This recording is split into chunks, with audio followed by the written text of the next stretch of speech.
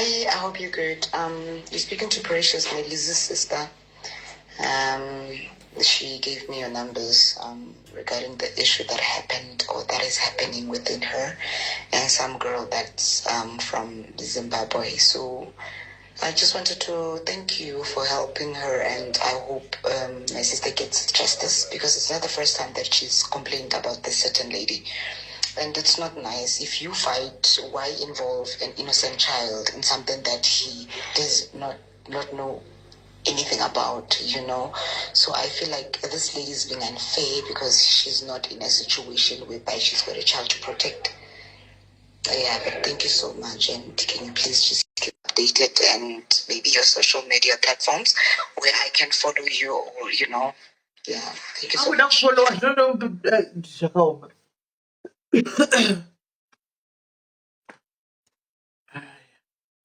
Anzi nila ku TikTok sisimeni.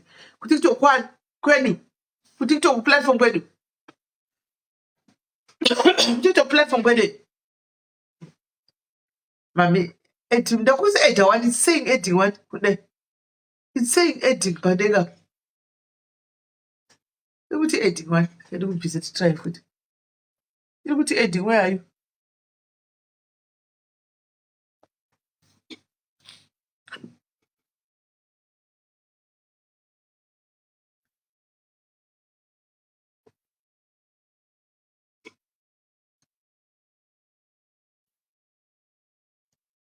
What are you repeat there, mama? Look at editing. Your connection failed. Okay. Okay, repeat.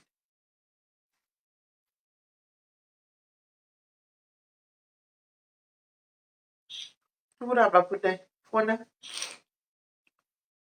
Phone iri kurapa. Right. Hey, nyai panapa guys. Yeah. Ndita seko andifa kukubata. Ndawa asadabata ke. Asadabata. Apa kukubata. Kudai phone iri kunetsa. Iri kunetsa phone yakwe.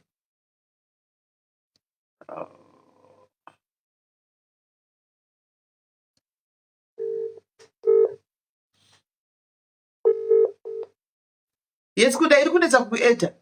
Ndivene auya kuTikTok apa ndabatwa nabasitombo zati mama svika papi nenyaya yake. Ndinakaya kuTikTok kuti asi azviwa kakabva pana kaTikTok atiza auya kuTikTok. It's still okay tichadzela nenyaya yacho tamuti apologize. Zvingori simple ipere nyaya. Aramba saka tezva tingaita akati ndina ndi apologize yega apologize tikamusiya. Saka kwakutotsvaga mafollowers ko. Aiwa meta isangomusiya dhondo wari kune zvichazoitika musiye. Tamusiya. Alright. Arapinda kuTikTok nedata redu irori. Amanyira kuTikTok kwedu. Vana. Hauye bono. Kwanzi kwa magamani. Tatadona. Because atisi kuda kubatadza nyaya idzi. Tatadona. Right guys. Pachipamwe, right? Iyi nyaya iyi, guys. Zvinhu zvinogwadza moyo. Zvinhu zvinodzimba moyo, guys. Kuti tine vana norarama nedisability.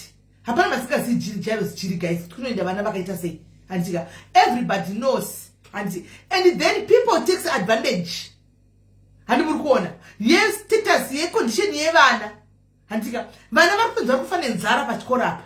Asi ma 4.5 US dollars tikafanira ngachiswa mari. Hanimona. Paita makure dzikudya mari. Ukati ubvunzo sunze musoro unodzingwa. Ukati sunze musoro unotukwa. But inasida kutaura nyaya iyi. Andika vari dzenye vabereki vakaungana. Vamwe vekuchikoro kwakaungana maticha. Varipo kutotaura chi nyaya yavo zvizere. Vedu veizvive kuJairus jiri fonai. VeJairus jiri ndakamira koli yenyu fonai. Ndozoti maita gurupu mune gurupu. Chifona ende kuedhei mose pagurupu ipapo. Tisatafonera makure idzi. Tapinza makure mukati. Chitengai makwira mauya because justice for vana. Muda kuti mutore mari to muchidla pamusoro pe vana vachifana jara. Hazvishandizvi. Fonai vanhu vekuJairus jiri ndakatokumirira kuti mufone. Fonai ndikuedhei pakoli yohani mose. Muungana ipapo.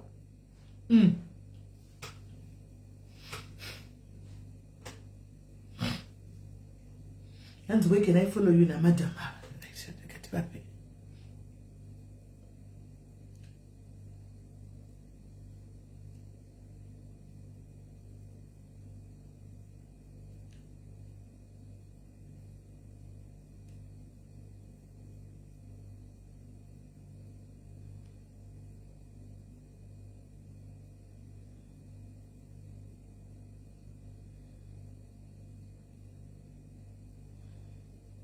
nami mapisira kuita panzika zvakaoma kutonge tiri kuZimbabwe kubira vanhu vakaremara guys. Vane Jairus Jiri please offer nayo. All right. Hello. Smeli. Pachipamwe maswera sei? Daswera hangu Smeli makadi madiaries. Aiwa madiaries anenge anofara zvawo right. Hande panyaya tioni tive tamubva makutomugona kuedha vanhu vese pakoli iyoyo auri iyoyo. Everybody papo. Because tine group rataronga saka wondokwanisa kuvaedha. Vaedha ipapo hairi group ndazotikana ndakwanisa kupinda group. Saka ukavaedha pakoli vadataura vese apa pane mukana munopinda chero muri 15 mokwana pakoli apa. Then momuta muchitaura 1-1 muri pakoli imwe chete. Alright, maita zvakanaka regai because tataronga group revataona vanokwanisa kuwana inonzi vanokwanisa kuwana data saka regai tidini. Ingova edha ipapo. Aedhawo edha wake apindawo edha wake apindawo edha wake tienda takadaro. Haiwa hatizivi kuti tinotenda sei kuti titawana mukana naso wekutaura zviri pamwoyo pedu. Uyai muduru yasikana tida kuti tikurumidze kubata nyoka idzi nguva iripo. Munhu ngaabatwe kubata kuti dzvi munhu nguva iripo. Vanhu ngavabatwe tiri pamhepo guys, share live and take others kuti mbavha dziri kubatwa nhasi. Tiri kubata mbavha kuti dzvi kuJairus Jiri ikoko. Tiriko vaudzei kuJairus Jiri kuti you are now live on air vekuJairus Jiri. Tell them we are now Nelly imbobira zvokuti disturb Nelly mwana chimbobira zvokuti tichitira mamessage kuti anzi ndasenda ndatumira mamessage ya apology ndakued ndakuti huya ukuregerera pakaramba ukatiza ndeteri kuenda ku TikTok tisi tichakugadzirisa manje mwanangu tinoda kudzisatsika isona mai yako pano padiaries handiwo kangwara naine limbobira kuti disturb ndatopinda yakona darika iyi tichadzoka bekwa iyi tambopinda mune Jairus Jiri nai mwanangu apa ifollow pano Nelu follow pano Rumana jamanyira ku TikTok uko. Amanyira ku TikTok. Right bakwane. Nai mose mnokwana ipapa. Vapinda vari kupinda vanhu. Yeah. Segani motanga kuti tizvintroduce so that ndigozopava vamwe mukana. Yes. Madiaries makadii neruzhinji rweZimbabwe. Taitawo kuti tiuye pano tiri vabereki vane vana vanorarama vasingaoni vepaJairus Jiri Association in Kabula. Kurimuka uko ndo kune chikoro chacho. Saka taita kuti tiuye pano ndechekuti tachikumbirawo kuti ruzhinji rweZimbabwe, especially Smeli, she's the voice of the voiceless. Mutisvitsirewo kune vakuru, zvikuru sei Minister of Social Welfare. Vana minister even vana honorable tinomachaka ere vanomirirawo mayouth because paJairus Jiri panobuda vana vanoimba and so on.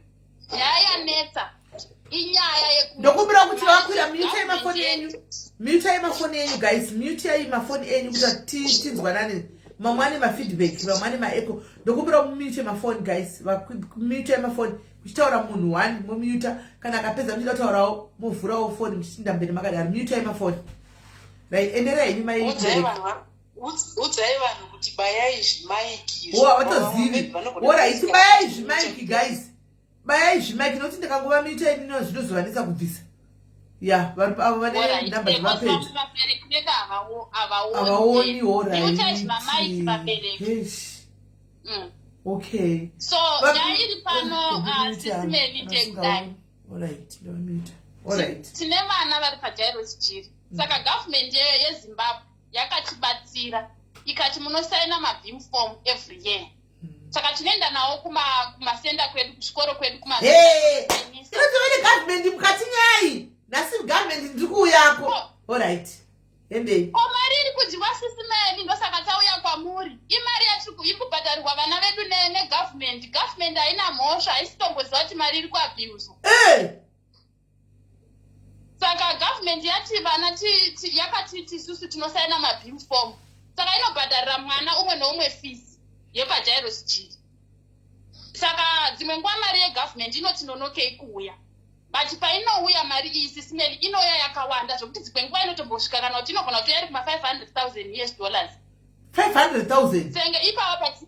Yes, inouya last time 3 years ago tatine rimwe group zvikanzi vana havana chikafu tikacontributa $20 it was muna September October mva mari yauya ndoba zvangonyaragwa hatiudzi kana yauya ndoba zvangonyaragwa saka zvanyaragwa patakazenda inini mbune ndakuenda kuisa mwana kuchikoro it was January tikaona vatenga zvima-TV anoona zvima-TV zvinenge zvemumabhazi izvi kuvanoona sei vana vasingaoni ma-TV vanoona sei hatizivi it's like vai vanenge vanoita matenda avo vachiita sei asi vana vedu vaine nzara tadaro paya last year but 1 ndobva mari yanga isati yauya yebhimu asi kwakauya mari yanga yakawanda previous ndobva tanzi vabereki pagrupu yai nema-upkeeping wati panopenyiwa nishinzwi yai nemufushwa yai nechichi vana bati hatina problem nestaff yepaJairos Jiri inobata vana vedu zvakanaka ipapo ndoda kuvadright but vakuru vari kumusoro ndo vanoabusa mafinances saka staff yai inotombosiya even basa vachienda kunopema mufushwa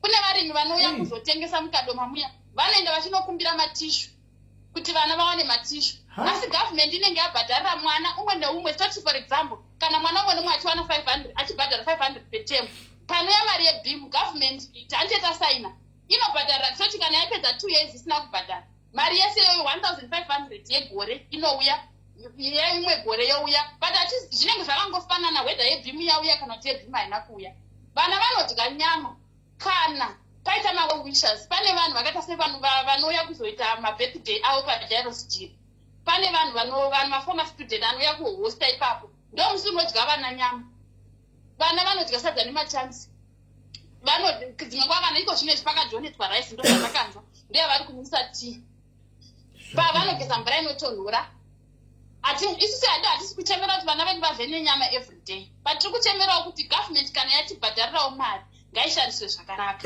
pane vashandi vari paJairos Jiri vasina kubhadharwa vasingabhadharwi kugovernment ava vakaita semasecurity vakaita sechiva vanoshanda ipapo vachitarisa vana havasati vabhadharwa saka iko zvine remain issue yazoita kuti zvisimuke kwanzi pese apa zvaingovharo ende vamwe vabereki tinotya tanga tichitya kuti nyaya dzedu dzikabuda vana vedu havabatwi zvakanaka pachikoro saka chazoita kuti tichizobuda tine mubereki this year akanga ari kwanzi Jairos Jiri iri Jairos Jiri nditegereyo vamavetere guys nditegereyo vamavetere tatenda mavetere nditegereyo honorable mavetere zvadii saka Jairos Jiri association yanditi yakazvimirira uko but mari dzebhimu dziri kubva kugovernment even vadzidzisi vari kubva kuministry of education which is government but Jairos Jiri association ndio iri kutonga saka sosozvanzo tisimudze mhepo tizoona kuti enough it's enough izve so kune runyare kupe kunzi kwakauya 9 million not US dollars but I think it's 9 million in bonds yakabva kugovernment pamabhims papers atakasainira last year saka mariyo yauya ndobva pane mubereki wedu 1 anga ari kuassociation ikoko ndobva vaita meeting akanzi tikuda signature yako usainire 4,100 US dollars inoenda kuna auditor maauditor ari kunzi akauya pachikoro ndobva mubereki uyabvunza anhu akatova rekodha akatisendera recording pagroup akati tokumbirawo zvequotation ende tokumbira kuziva kuti these auditors vakabva kupi vakaiswa vakaemployiwa nani ende quotation nereceipt akarambirwa ndeanonzi maidempof aimbori headmistress paJairos Jiri paprimary papo akarambiwa akanzi tiringoda signature chete zviende kupi kuHarare kuJairos Jiri association yekuHarare mari irilizwe 4,000 makatomisa zvinhu iende kumaloya but chero tichibvunza aone veruzhinji rweZimbabwe neikonomi yekuZimbabwe chero toti vakauya ari maauditor 5 isu hatizivi kuti vakauya ari uye vakauya vari vangani chero vakauya vari 5 do you think kuti pane munhu anotambira 500 per week kuti izvosvika 4,000 iyoyo ndo mabira avanoita chi mari dzevana idzi apa vana havana chikafu ndobva aramba kusaina saka signature yake iyo ndiyo yakamisa kuti mari idini iende kuna auditor kuya zvikanzi Jairos Jiri primary uyu anonzi murume uyu ane nharo anotori muno mugrupu ndichamusira kana kuti ataure akabva asenderwa inonzi pepa yekudhismiswa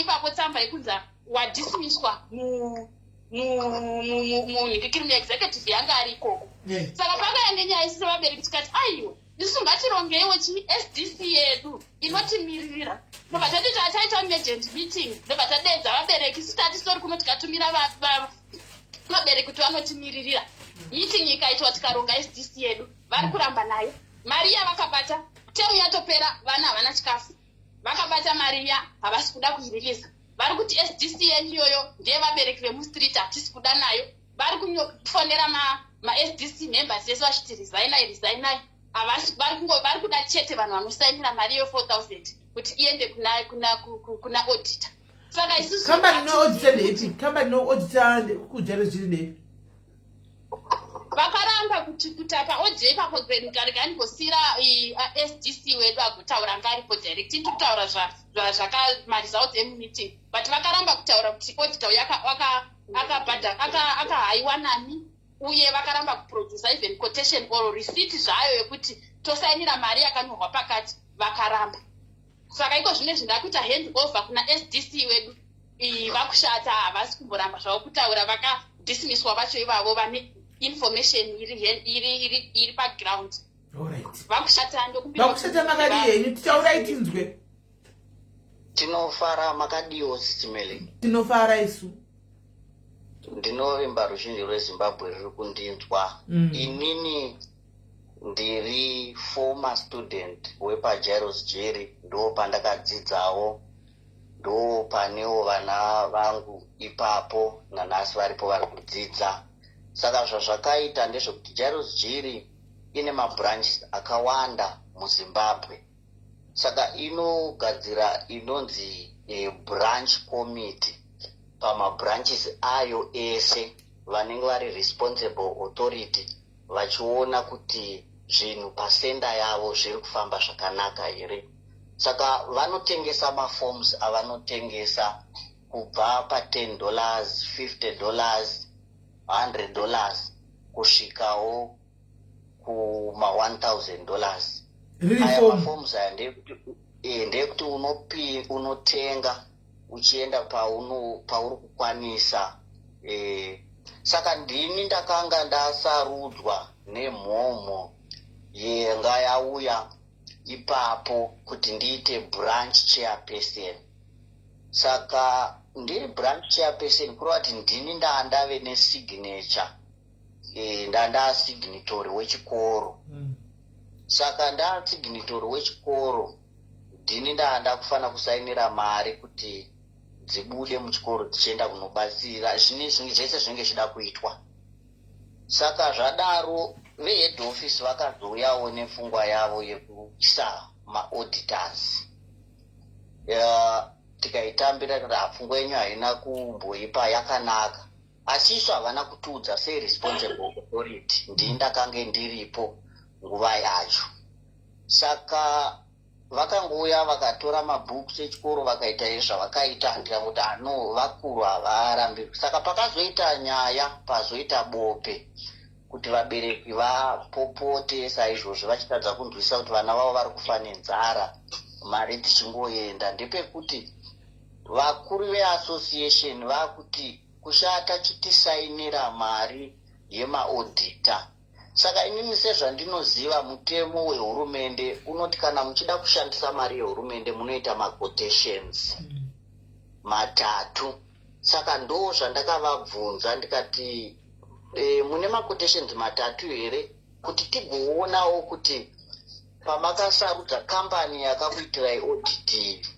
makaisarudza sei makaichuza sei vakati hatina kambani yakaita audit forensic audit inonzi hanzi Getstar iri kuHarare zvese ndinazvo mainvoice acho ese ndinawo ndinogona kuzokupai kana zvichidiwa inonzi Getstar saka yaita Getstar iyi ndobva ndavataurira kuti hamuna maquotations matatu anodiwa nehurumende because mari yatinayo ndeyehurumende chete hapana kana mari yeassociation saka tinofanira kushandisa mari yehurumende nenzira yayo yainotenderwa kunge ichishanda nayo ndobva zvanzi saka imava kushata mune dambudziko hamusi kuda kuti isusu titore mari saka tikuda kukudzingai tichakunyorerai tsamba kuti mutobva saka ndakabva ndanyorerwa tsamba yekuresigna with immediate effect nevanhu vakanga vasina kundisarudza ndikati izvozvo zvakanaka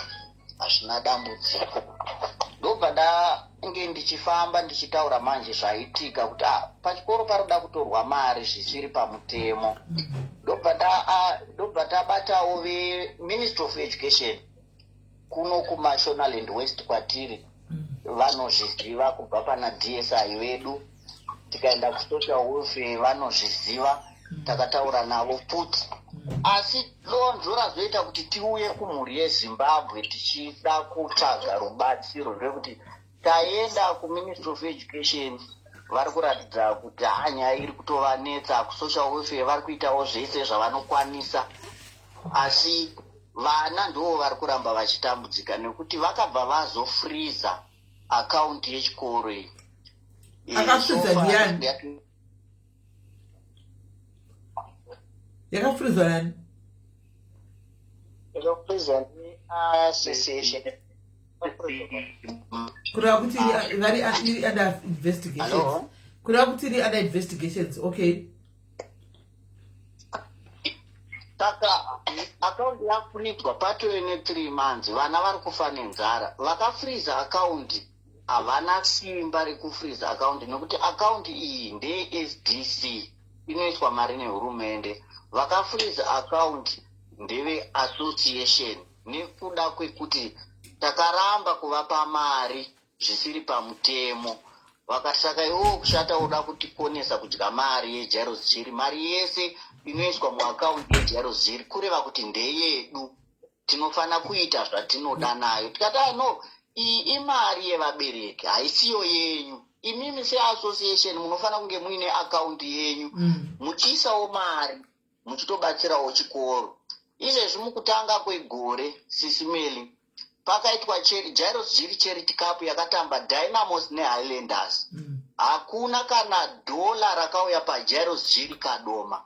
Vakati imari yavo yekuzvioresa. Asi kunyika vanenge vakumbira mari kuvanhu kuti vabatsire vana kutambudzika. Vobatsirwa asi mari iyoyo voti ndeyavo yekuzvioresa. Highlanders neDynamos dzakatamba, hapana kana dola rakauya pachikoro. Asi vakatitaurira kuti imari yavo yekuti vazviorese kumabasa kwavo. Saka zvinhu zvinotikamadza sevabereki kuti sei chinhu chichiitika. Saka tinobatsirikawo sei, hurumende ingatibatsira sei kuti vanhu veJairos Jiri varege kuita sekuti vanotoshandisa tsumo yekuti kuseri kwechirema kune mari. Izvi zvinhu zvinotirwadza isusu sevanhu vakaremara, uye tichiona vadiki vedu vachikura zvinhu izvozvo zvichiitika. Saka muchidimbu pane 3 months izvozvi akaunti yakavharwa, vana vachiita zvekunopemerwa chikafu. Akaunti yes, titotaura izvezvi ZB Bank, akaunti yeJairos Jiri yeSDC committee yakavharwa, ndo ine mari yeBIM inosvika zvekuma 9 million yati isina kugona kushandiswa nevana kubva vachivhura zvikoro. Tichingokakatana chete vachiti kushata iwe ibva nekuti uri kutitadzisa kutora mari.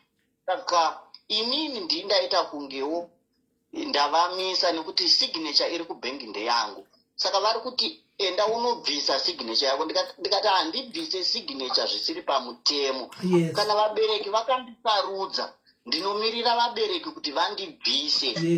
Handiti mozopfuurira mberi muchiita henyu zvese zvamungada.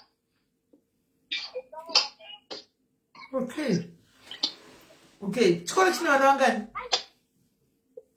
Chikoro ichi chikoro chine vana vakawanda, vanosvika zvekuma kana 200 something. Both pane primary pane secondary. Vachigarapo? E-boarding school. Saka vana vanenge vachidzidza kudii kuverenga vasingaoni kudaro? Vanodzidza vachishandisa iya inonzi braille. Zvekubata nemaoko izvi. Saka ndo pavanotogara vanodzidza ipapo, e-boarding school. Saka pamwana wega wega panotobhadharwa mari inogona kusvika 1500 inenge ichibhadharwa nehurumende. So vana vanongoenda kuchikoro vabereki vabhadhara maschool fees inobhadharwa nehurumende? Vana vanobhadharwa neBIM. Usai vanongotora mwana wese auya. Vakwanise kubhadhara mari iyoyo. Vanongotora mwana wese auya kubva mwana wese angoya as long as asingaoni vanotora. Ane urema. Yes, ane urema hwekusaona. Alright. Anotorwa. Alright. Saka pakazara vanhu vasingaoni chete. Chikoro chevanhu vasingaoni chokwadi. Alright. Alright. Vane vasingaoni zvachose kuti vane vachionera padhuze. Vamwe vacho. Pane vanoonera padhuze, pane vasingaoni zvamuchose. Okay. Vanotunga vanobatwa neava vari ngori mubhuraketi rekusaona vese va. Alright. Alright. Right. So pane vamati Maimpofu. Mati Maimpofu ati ndochi Maimpofu ndi education director. Ndo vari kupusha kuti mari itorwe zvisiri pamutemo. Saka izvi kutinetsa kuti inini ndiri chairperson.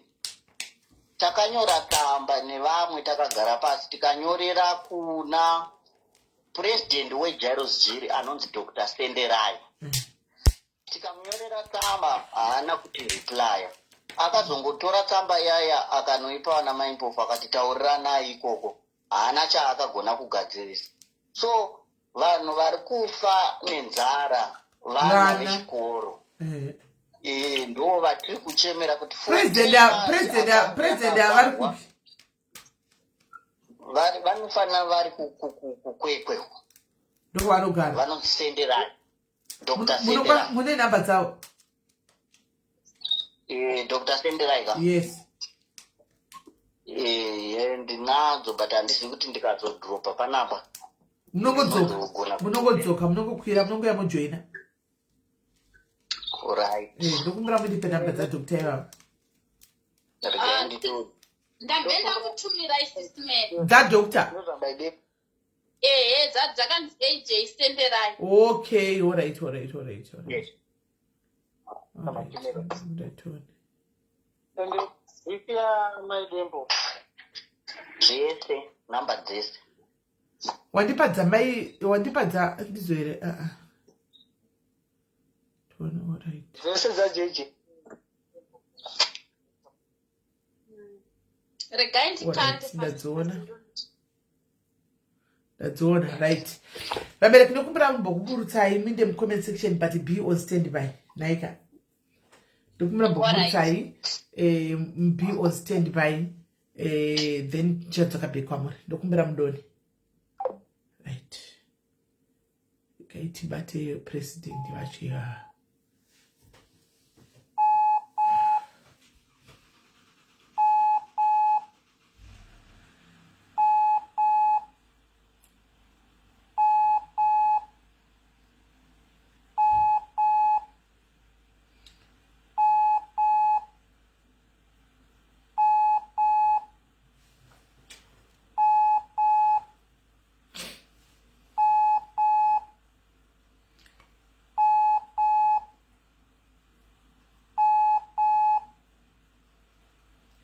Hello. Makadi zvenyu baba? Ndiripo makadi. Tiripo. Zita rangu ndinoitwa Sisimeli Diaries. Ndinobuda ndiri kusaidi rekusocial media kuFacebook. Mungaita umwe kuti mugone kutaura 2 minutes. Ani? Ndati mungaita 2 minutes. No problem. Okay. Baba. Chekutanga makateererwa nevanhu vazhinji vakakuteererai. Ndichitaura nemi panapa. Taita vanhu vauya vakapa chichemo chezviri kuitika paJairos Jiri Kadoma. Ende imimi muri imi president wepaJairos Jiri. Chichemo chakatombounzwa kwamuri. But apparently hapana chakaitika chichemo chaunzwa kwamuri.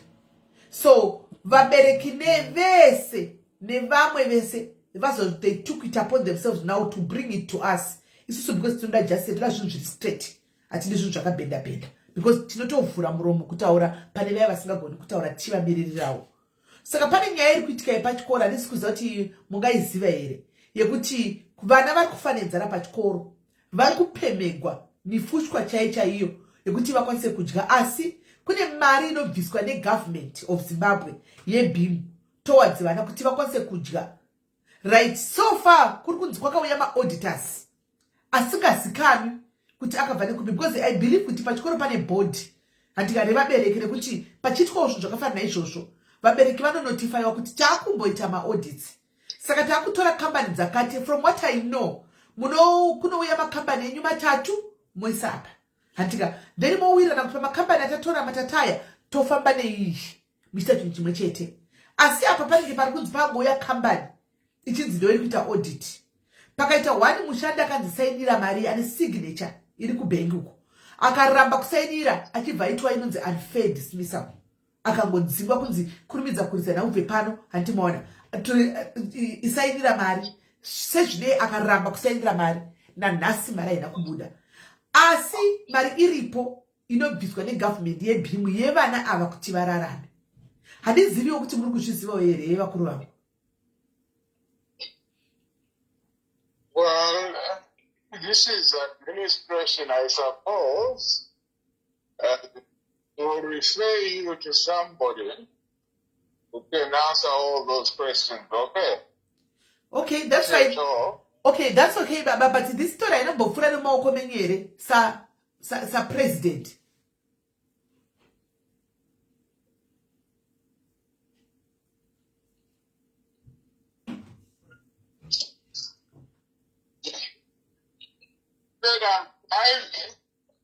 and I would suggest that they refer you to someone else, okay? Okay, no problem. You can refer me to that person. problem. You can refer me to that someone else. Watch. Is that someone else Alright. name powerful?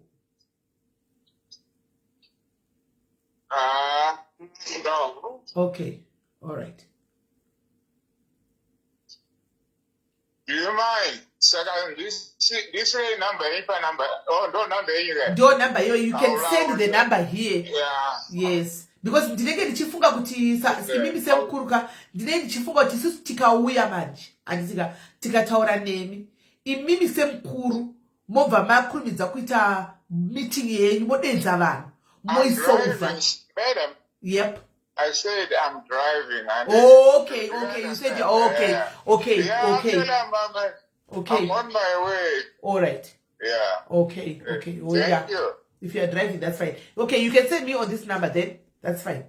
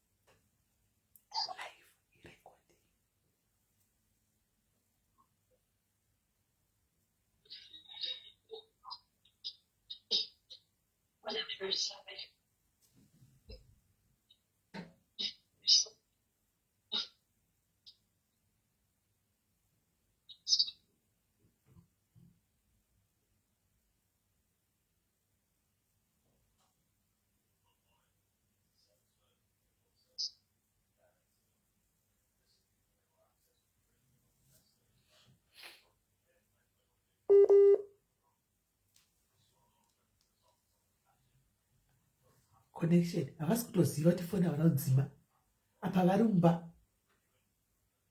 recording live iyoire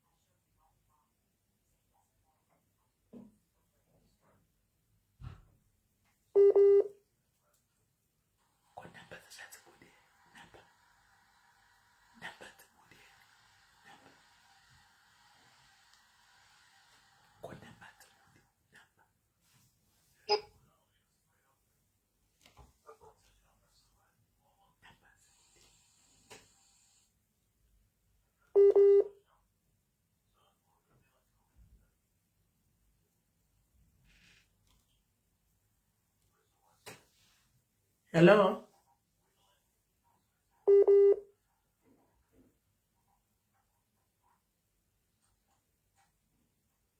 Hello? I don't need. Kwa namba zichadzibude. Hadzibudi dzibuda mwene here namba idzi. Namba dzibuda mwene. Ndiye vachitipa kanamba.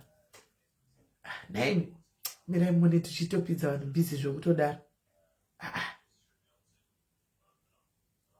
Hey.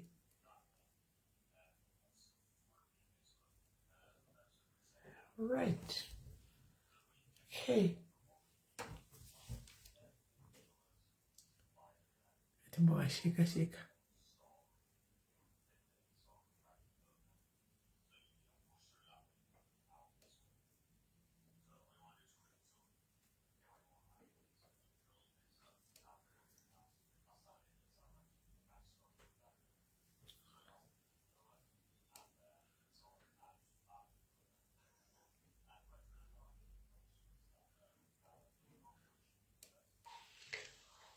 Right, fine, ndiani.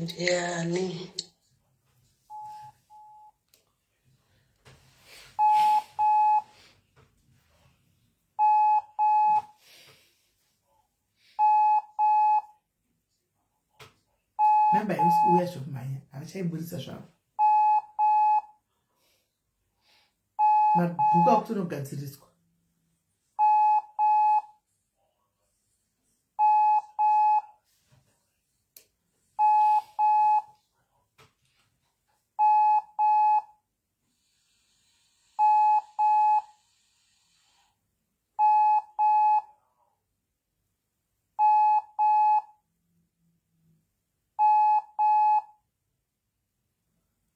Maipofu vachabati namba.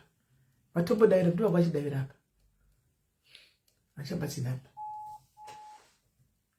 Madhara mbavha dzakadzoka zvichemberere zvidhara izvi.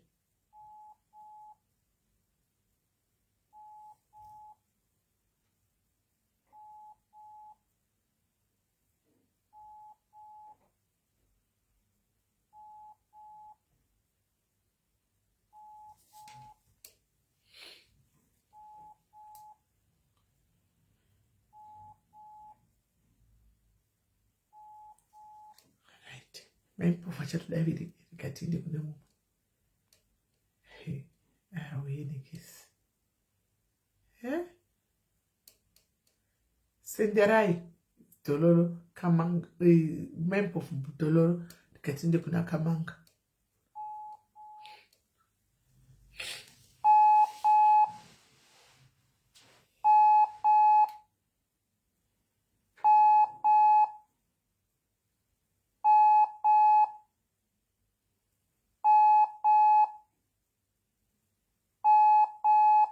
I'm in a meeting, please.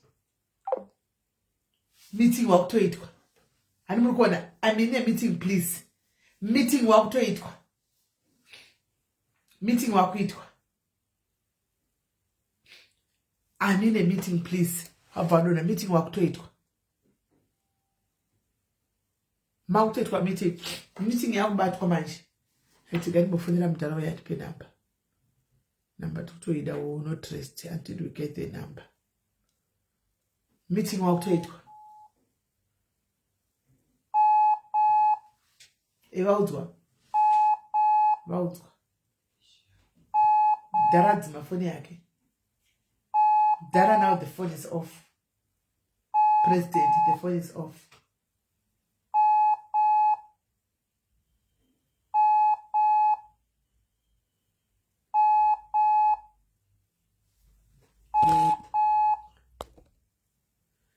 Phone mdara haichapindi. Mdara dzima phone.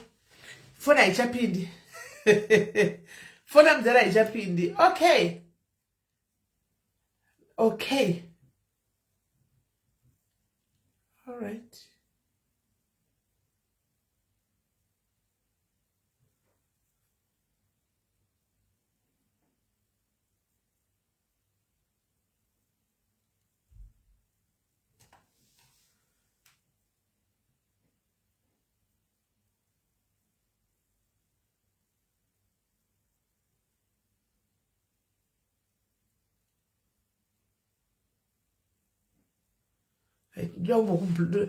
Musati echane mirai guys. Murukudinzwa ere guys. Dairai murukudinzwa ere guys. Murukudinzwa ere guys. Can you hear me? Murukudinzwa.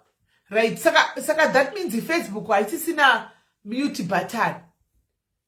Ndoda kufonera vakuru zvino handikwanisi kufonera vakuru ka ndisati ndaudza ndikusaya pa left. Saka Facebook haisisina mute button guys. Facebook haisisina mute button. Mai ndoita sei? Facebook haisisina mute button. Ndo zvatovepo. Pane panandabaya ndichifunga panguda kuchandinzwi. Right, mai ndoita sei guys? Facebook haichisina mute button. Because handikwanisi kungofonera vanhu vakuru zvechiwaiwai. Hari munoona. Facebook haisina mute button ichida kukumute zvinondodini. Right. Ndomboti excuse 2 seconds atika 2 seconds tichisanya kumberi. Ati izvo zvavari kuda. Ni excuse yo 2 seconds. Tisenya yacho kumberi. 2 seconds.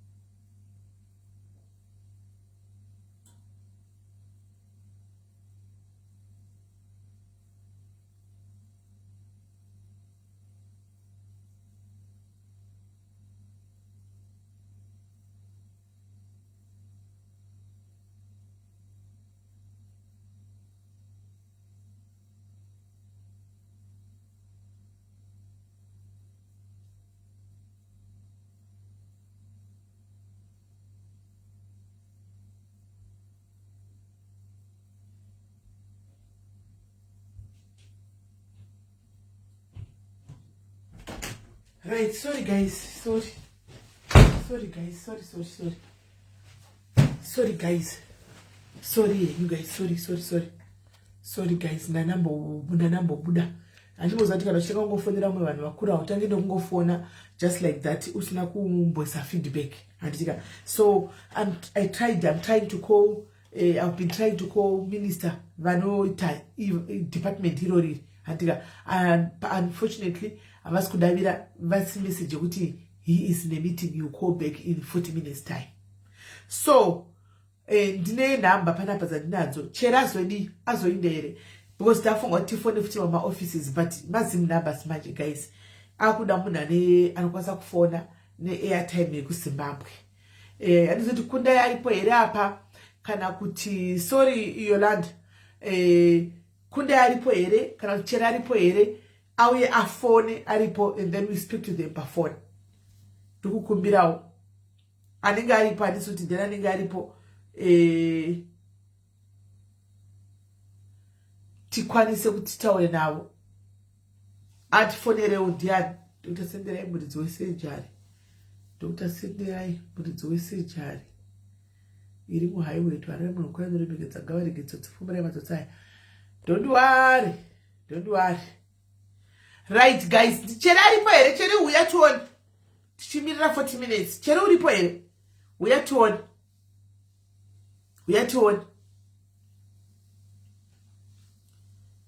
Chere, because apparently guys it's a syndicate. Apparently it's syndicate guys. Apparently it's a syndicate. So Diana chera ripo here kana tite kuti ameno tidera ripo auye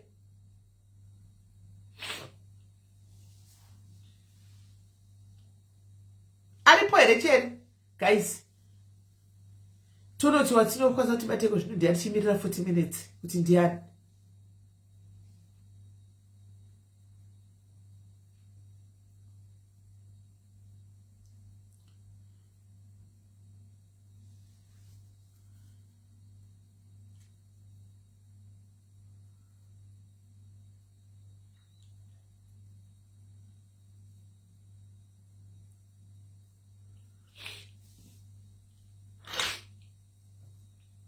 Apana were guys, chera hapo here taro hapo panda kufona kuZimbabwe hapa ka guys hapa. Anda kufona kuZimbabwe hapa because andina airtime kuti kwete kufona kuZimbabwe. Anse ba office sangu tamiti. Aiwa ukona ndichifona meeting shishua because ndafonera munhu vari kuse meeting. But vamwe avadika ava vanyemba kuti tokufunda kupa inamba dudira. Vari vane makadzina namba dzandawana. Vatozodzima foni yavo. Ndimbo va try futi. Nangu mirira kanamba.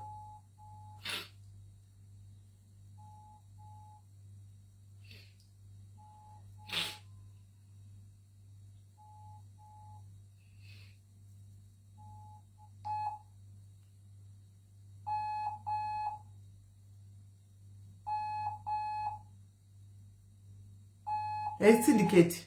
And I just find out what is syndicate. It's syndicate.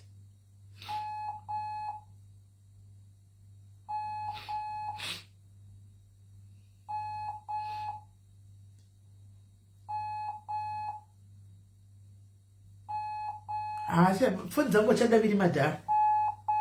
Chanda hili.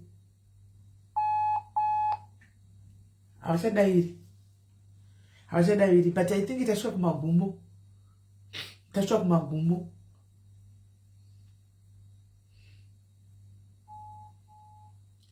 what should I marry guys?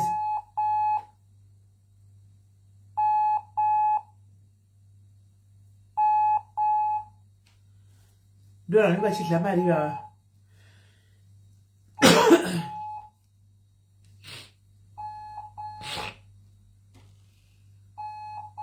Anton. Hello. Hey, Makadi. Hi, how are you?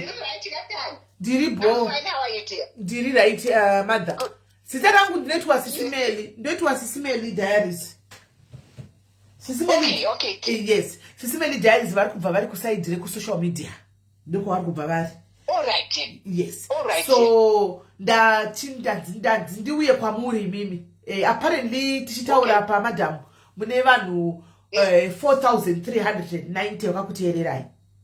So nyaya yedu iri pakuti pane nyaya iripo panapa yakaudzwa nevabereki nevamwe vakati wandei yepakadoma kuJairos Chiri concerning funds and how vana vechikoro are suffering without food, but kune mari dziri kubviswa negovernment dzebhimu.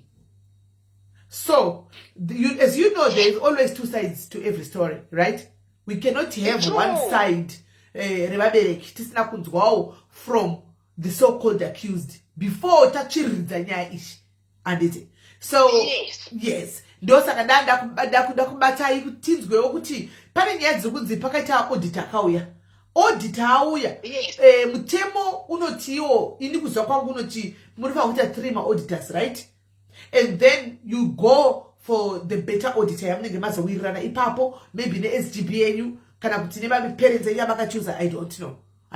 But apparently kuri kunzi kune ma-claims kuri kunzi kwakauya one audit yakangoya kangoti takuita audit, and then you and the other members you forced a certain parent angari mubetseri wenyu ipapapo kuti aise signature because he's one of the signatories ziripo paningiri pamari dzekubank up andika, and then he refused kuti asaindire 4500 achibva aitwa unfair dismissal, right? But still vana vari kudya mufushwa uri kunopemiwa kuvanhu. Sorry, officer, I've never been involved in the Kadoma issues. There's a lady, one of my officers, I think I would rather have you talk to her because I was not involved myself.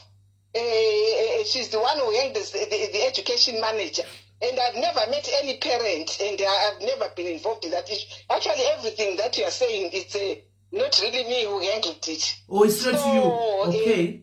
Yes. Okay. You know what we can do? I can give you the number, or you come to the office and interview her because I was not involved and I'm new to that issue also. Okay. So do you mind passing me? Do you mind passing me the number so that I can call and understand what's going on? I will. Yes. And also, I'll be appreciative, my dear, if you can also send us something written so that we can also respond in writing. You want to respond in writing? Yes, yes. That is very important so that we also have it in writing. So no, I think as evident enough. As I said, you've got so many people listening. So these videos are evidence enough. We can also give you the videos as well. Yeah, that's fine. If you can kindly write those things down so that we can respond. Because it's not me who is supposed to be responding directly. Because Kadoma is an autonomous branch which has got its own executive and an education executive who is responsible for it. I don't.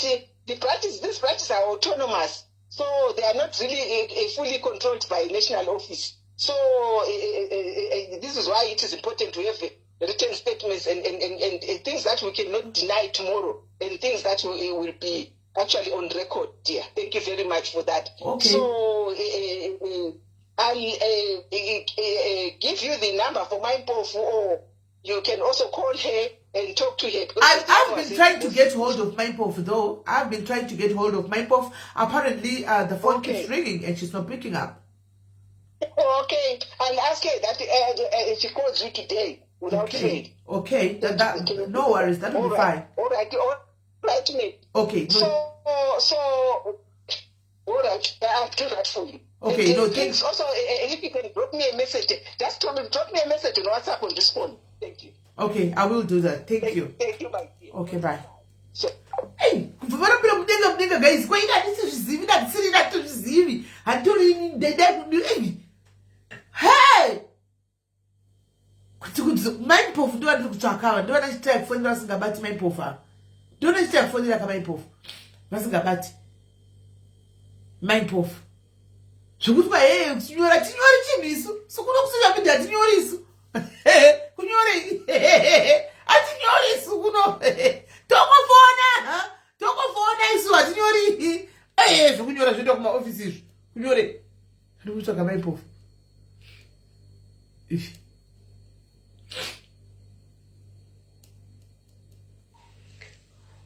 Right, fine, dear. Nyora futi. Tuwali pukuya kusura nyora. Maipo phone yaka tatisima. Maipo for the phone is off.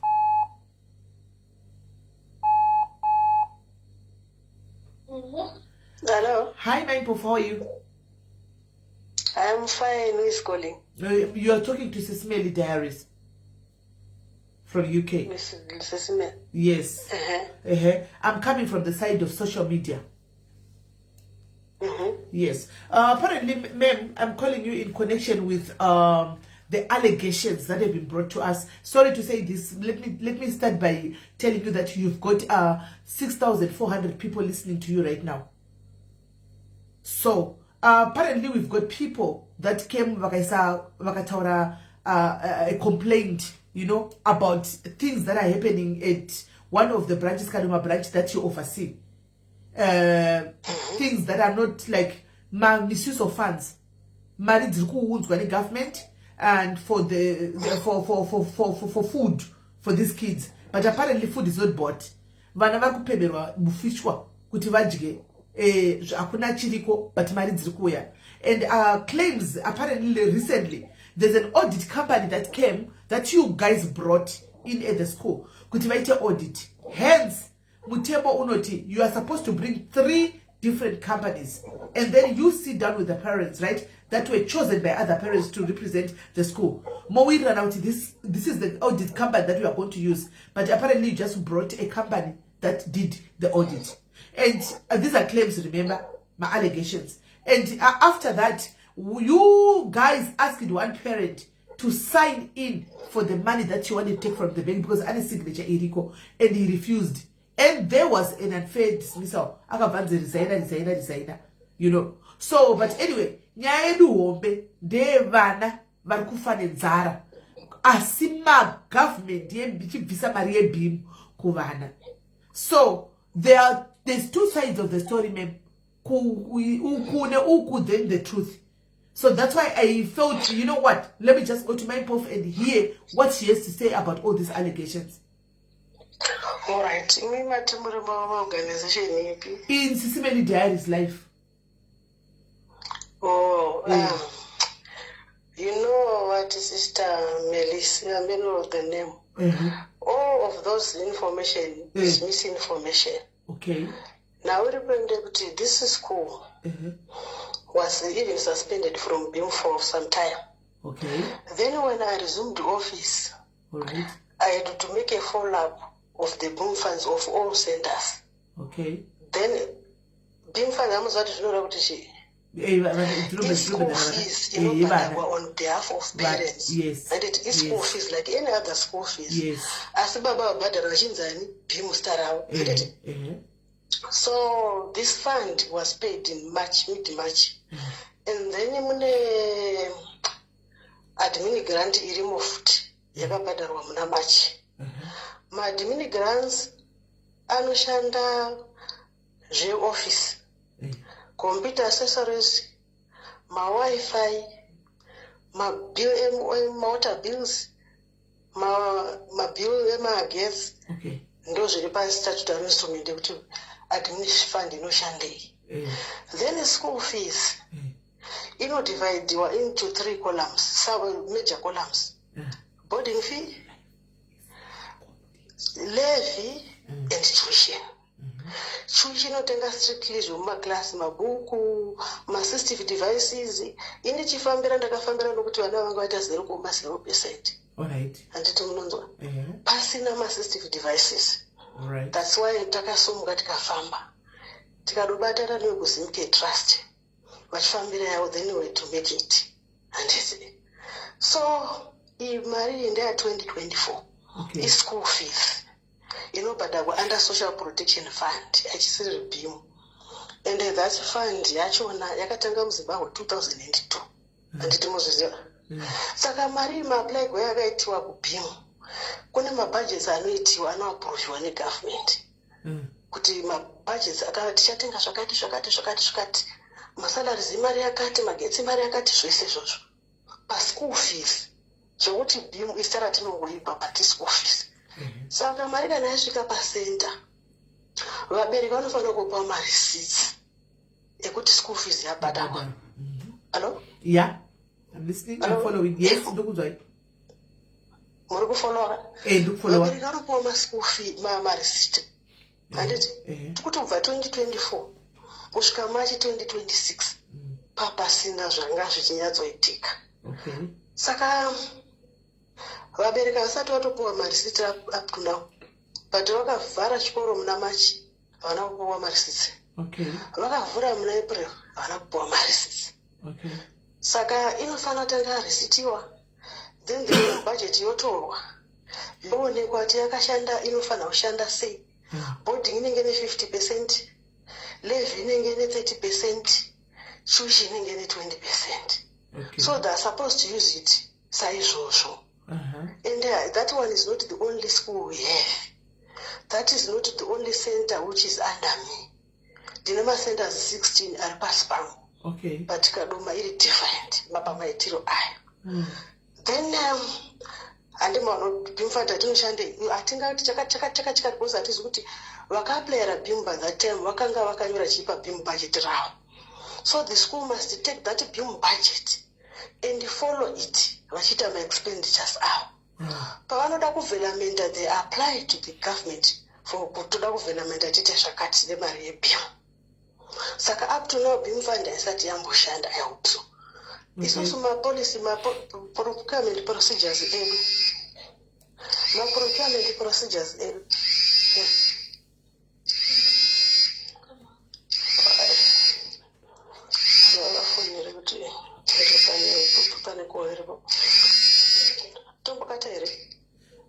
Aiwa takateerai. Ndiri kuzwa. Ndiri kuzwa. Ndiri kunzwa nditi. Saka zvadaro. Saka panoti pane procurement policies the government they have to be followed. Handiti munonzwa. Saka ikoko kukaduma ndokunoitwa zvese. Isu kunoku umbokata bosi wangu akufonera muzofona futi. Alright. Ndakumbodaira. Alright. Ndakudza baba vaya ndo varikufona bosi vavo. Baba vaya ndo varikufona ndakudzai. Baba vaya ndo varikufona bosi vavo vari pa live. Baba vaya ndo varikufona bosi vavo vari pa live. Vakufona bana bosi wavo karumba chifona. Baba vaya vari pa live ndo vakuvafonera. Vatava kufonera ndavafa kufonera kuzvona kubata. Vakuvafonera. Vakuvafonera. Vati chakupa inamba zona ndavira inamba vanoza tinadzo kudhara.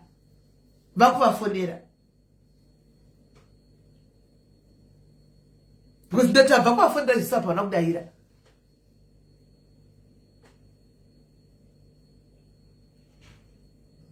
The president vakufona. Vakufona beki. Hello.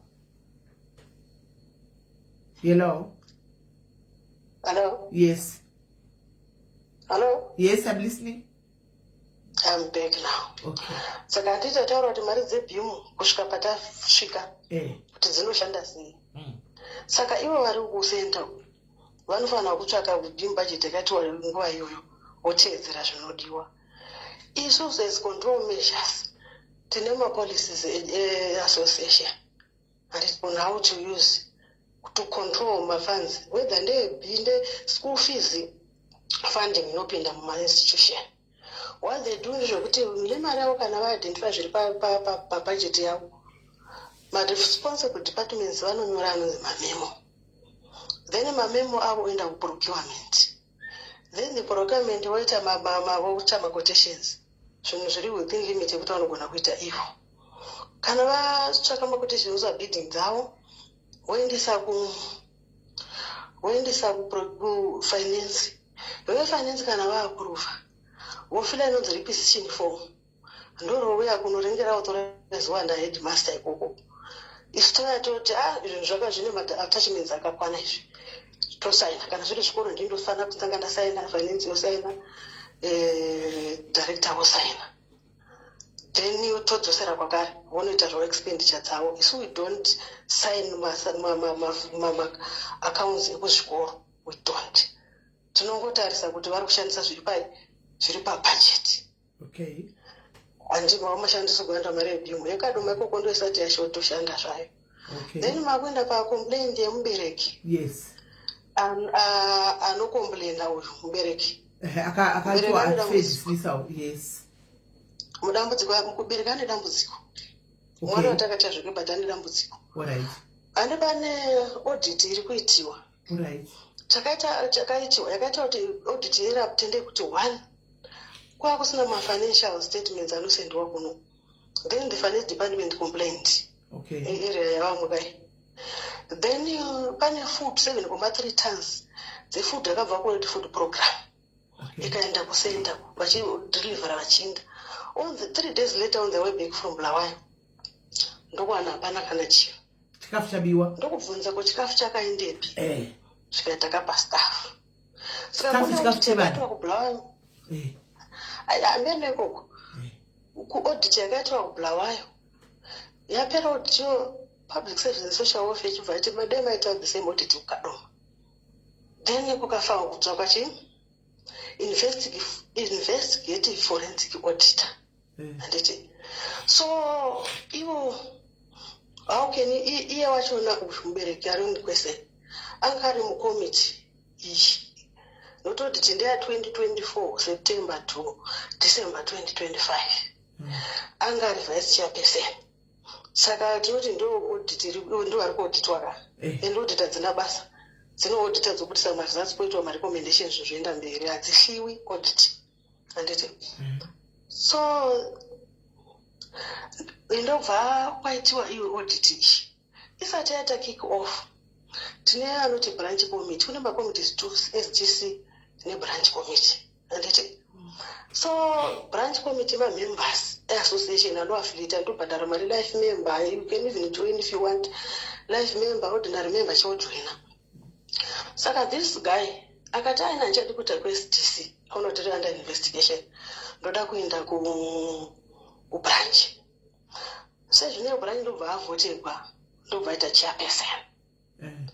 One of the members angari ku-SDC anga suspendwa kubengi kuti asignature some reasons dziri confidential right now. Okay. Anditi.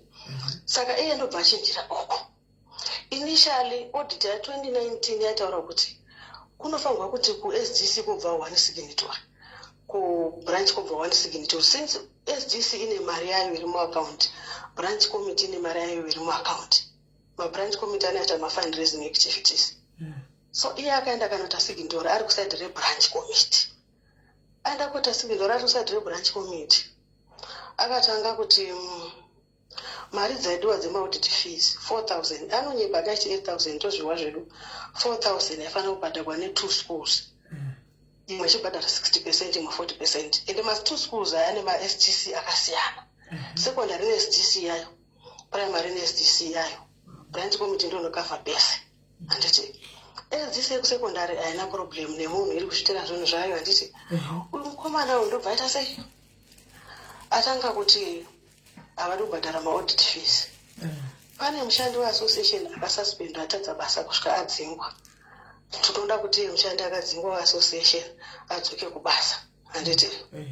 Saka varamba kudaro pane zvakawanda zvaita inangu suspension parties tinoti department refinance. Ndobva vanyora kubenga kuti munhu ngachirega kuti asignature uyu.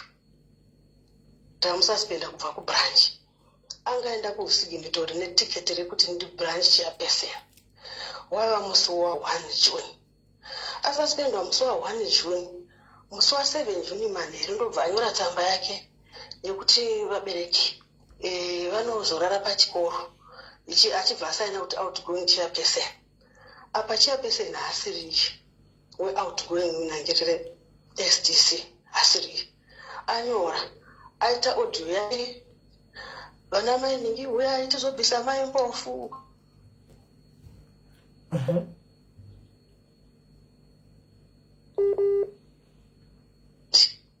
Ndobva ndobva vaita SDC yavo iri unconstitutional.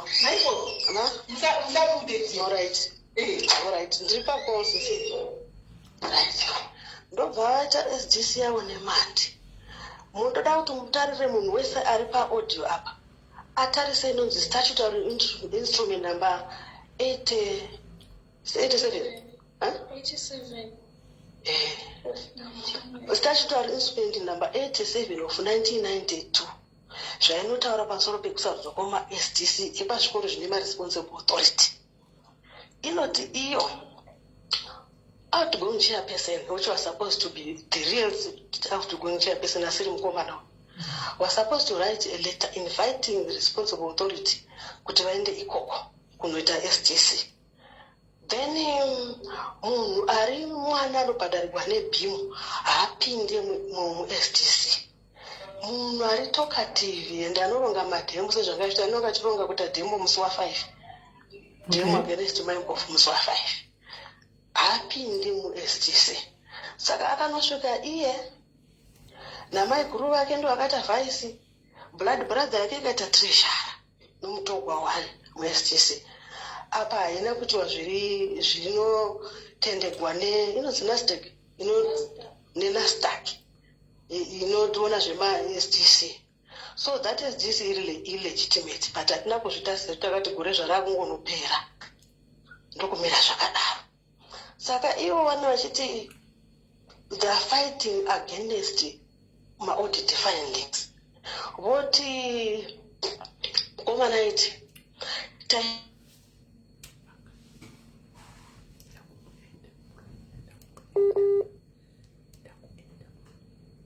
uri under investigation.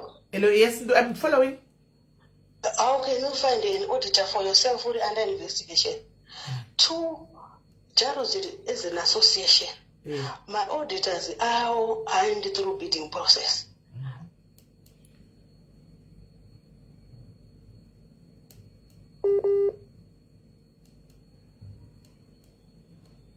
Maimbov anogona ngofunga vakangoita handpick munhu woti indanoita audit kukadoma akubhadharwa.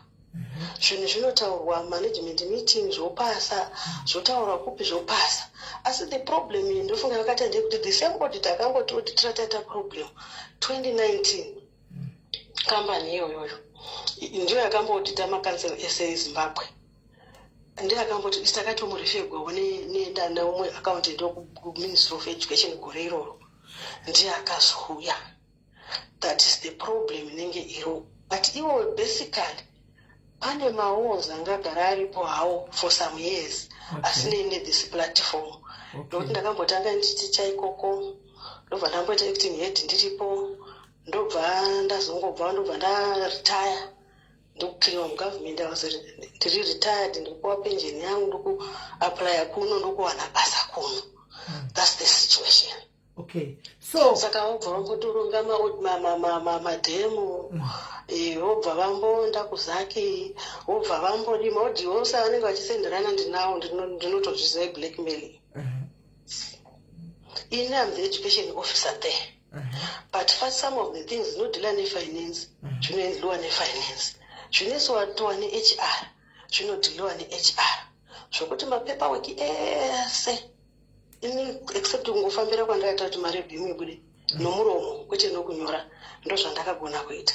Zvimwe zvese izvi macommunication anenge achitiwa kuma-responsible offices ndo anenge achiita izvozvo. Right. No, I'm hearing you, Mrs. Mpofu. And then, what about food? Like, as it is right now, the situation. Right. Ndoda kuvunza question. World Food Program owns 7.3 tons of food. Then that food disappears. 1, 2. Maria tutwara nezvayakapinda muna machi. From 2024 kwacho kwakusina mari yaitopinda. 9 million. How we were surviving. It's 9 million. Ijara inotaurwa yevana iri exaggerated. Handiti. Okay. Nevanhu vanenge vane nhau blackmailing. Asi vana havasi kumbofa nejara. Okay. So kuno ku head office takatomboendesa zvinhu kukadoma ikoko. And ava vana headmaster na deputy na signatoro atakati vafanire kusaina naye SGC chiistiwa varipo. Signatoro pact kwedu is ready. Headmaster na deputy ndo vari kupretenda kuti zvinhu zviri wrong. Ivo vachifanira kungonosaina kubhengi. And that letter yemasigning arrangement kubhengi iripo. Ivo vane yavo yavari kuda. Yokusadzisi uyu munhu asiri legitimate uyu. And munhu asiri legitimate mwana haana kumboenda kuchikoro. Isusu just feel they want to abuse him for their own purposes. It's just a thinking. Okay. And the worst still, hati kuti munhu akaita pinda musigning arrangement muna March. Pakavhotegwa musi wa6 March. Takazomupisa musi wa1 June. Vasina kana transaction yamboitika. Vasina kana requisition yechikafu yambosenda. Now nokuti uyu asisi legitimate wakufunga kuti ndo pakuda kusainirwa rechikafu. Asi pesa apa vakamboita hatina kana kumboona requisition yavakamboita yechikafu ikaramba kusainiwa. Okay. All right. Okay. Saka dzinenge chingori hondo dziya supremacy of power anditika nekusatongoziva mapolisi dzechishanda zvinopota mablackmailing akatowanda amaimbofu including this one. Saka food inoshayikwa inenge ichienda kupi? Imimi semukuru. Have you ever tried? Imimi semukuru irresponsibility yenyu to try and investigate kuti food yevana iri kufamba sei? Ndo isingadiwe ndiyamuri kunzi maauditors akavingei. Ndoone kusanda maauditors yacho. All right. So maauditors ayamanga mamawana on merit, like as the procedure states kuti you have to find 3 companies and then you pick one. Mambo zvandataura. Kuti ma-auditors association, they are appointed. Okay, all right. Ne board. Okay. So the board appointed those auditors to come and do the audit. All right. Saka the whole thing ndezvekuti audit yanga isingadiwe. Andinoona kuti uyu wakambobva kwavanga vachinvestigatwa. Akati ndakuda kuenda kunoita center ndoda kuenda kubranch committee. Branch committee aradza kuti ari kuita zvaakavinga ikoko ndokusvipiwa ndokuchiti ndakuda kudzokera kuSDC. Achidzokera kuSDC ndobva azvigadza izvi. Okay. Saka sindobva tangoti regai zvungu regai. So all these parents that are joining in, Kurauti, they don't know exactly what is happening, right? We don't have my parents anosvika ku600. Mapanzwa. Vana vepajaro zviri maximum enrollment 120 primary 127. Of which vamwe vachona vanenge vane more than 1 mwana pachikoro. Muri kupanzwa. And my parents acho amuri kutaura ndakambototaura nemamwe maparents. They were not even aware of the annual general hatisi kuti totichi. Ane ma general meeting anodoerengwa ma financial statements and everything. Avati vamwe vazhinji vacho havasi kuti kwakaita meeting. Saka people vanogona kujoinisana.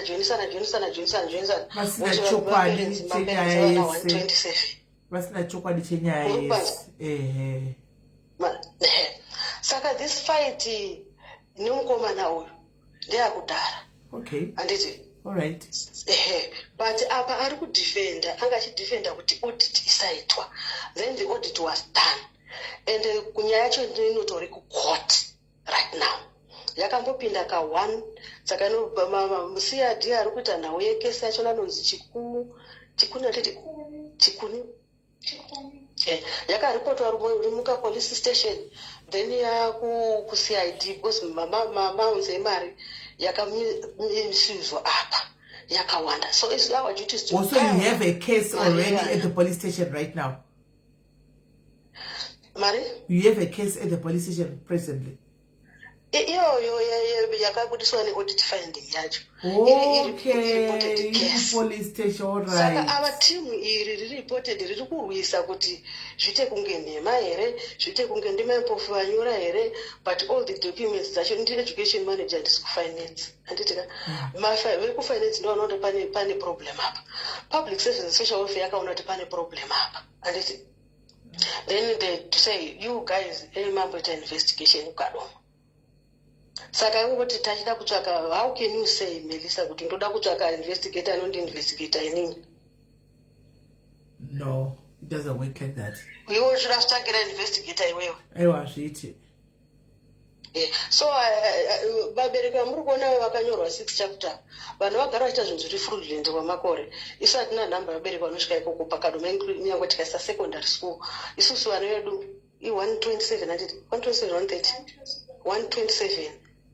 Saka tinoexpecta vabereki 100 and something. Asi koko kumeeting kwachona kwakauya vanhu vasiri tori vabereki vevana. So the parents, in other words, you're saying the parents are not lying kuti pane misuse of funds yakaitwa because the case yenyu itori kucourt. Yes. So because the case is in court. The bulk of the case misuse yakatanga musi wa18 July kusvika musi wa last year kusvika musi wa muna mid August. But this funding yauri kutaura nezvayo iri kushandisiwa 9.2 million yakabva kuBIM inotongorimo muaccount haina senti ratiramboshanda. 9.2 million mazigi anti 9.2 million zigi. Alright, inenge iri mari kumari US dollars. Ndizive. Okay. Imagine wewe kuti muri kutaura zviri genuine. Munoenda ku court of law sezvatakaita isu.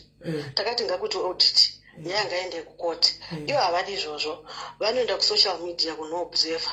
Vobva voenda kukoko kwavari koko. Vobva voti toda kuronga demo musi wa 5 against Maimpofu. Maimpofu vape decision pa institution yaumbeka tasejero still. Yes. So meaning to say kuti, oh, I get what you are saying. The account yakavarwa because of the ongoing investigation that is happening right now. That's why it was frozen. Account haina kuvharwa. Account iri functional. Okay. Vasignatories vepachikoro ndo vasina kuendesa mapaperwork ekuti vasainire mari kubhengi. Kuna masignatories 3 anofanira kunge achisaina kubhengi. Then ava vari kuside revanhu vari kuda kudzivira social justice. Anditi ndo vakabloka ivo pachavo pachikoro ipapo. Head na deputy havana kuendesa mazita avo kuti mari isainwe bude. Isu kusaidi kwedu takaisa anonzi Mukucha. Chairperson nebranch committee. Takamirira kuti SDC kana yarongeka kotogwa 1 ku SDC vokomplementana. Okay. No. Kuti vacheke ma control measures ekuti mari shande zvakanaka. All right. No. Saka they don't want that. No. Saka vanoda kuprotesta kuti vaite zviri wrong zvacho vagwabisa mari sezvakaita kuti rapera. All right. No, I get you now. So imima impofu. Measurements amuri kuita imimi semukuru kuti to make sure kuti vana they have food. Avalege food the app since chikafu muchitokonfirma kuti chino disappear. Even ino zvina mukazvikonfirma ku social welfare chainokuudza. Jarudzi rikadoma yanetsa. Aiwa tatobvako. Tatobvako tine information yakawanda. Tinayo information. Jarudzi rikadoma yanetsa. Pane war, pane kuba kuripo, pane zvamene zviri kuitika asi muchibira vana venyu futi vari ipapo. Because vana venyu kawa supposed to benefit to it. Saka muri kubira vana venyu saka kwachona ikoko. Kuba kwacho ikoko tikuda kuti kupere through kuti zviri proper mumwe munhu haba.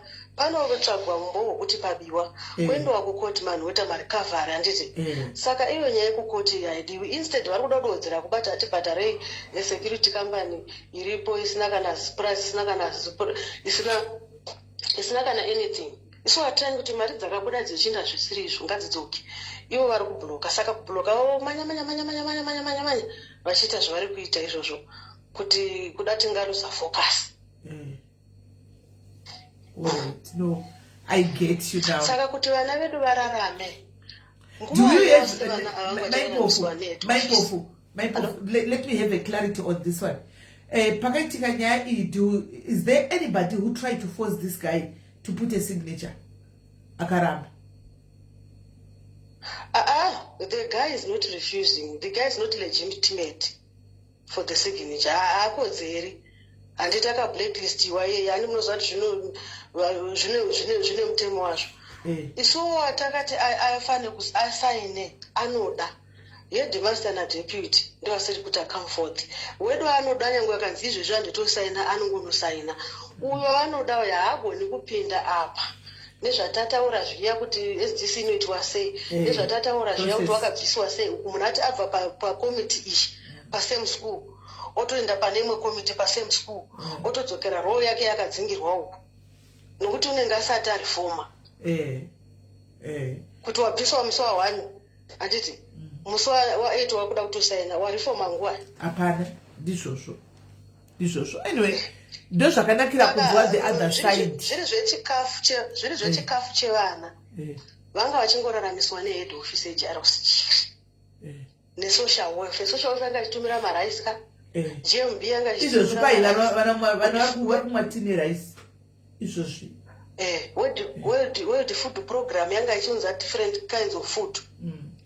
Tatine madonors edu ini pandakanga ndiri acting head ipapo, even community yeKadoma, mainline churches ari muKadoma vanga vachidonata zvokuti vana hapana kana zuva 1.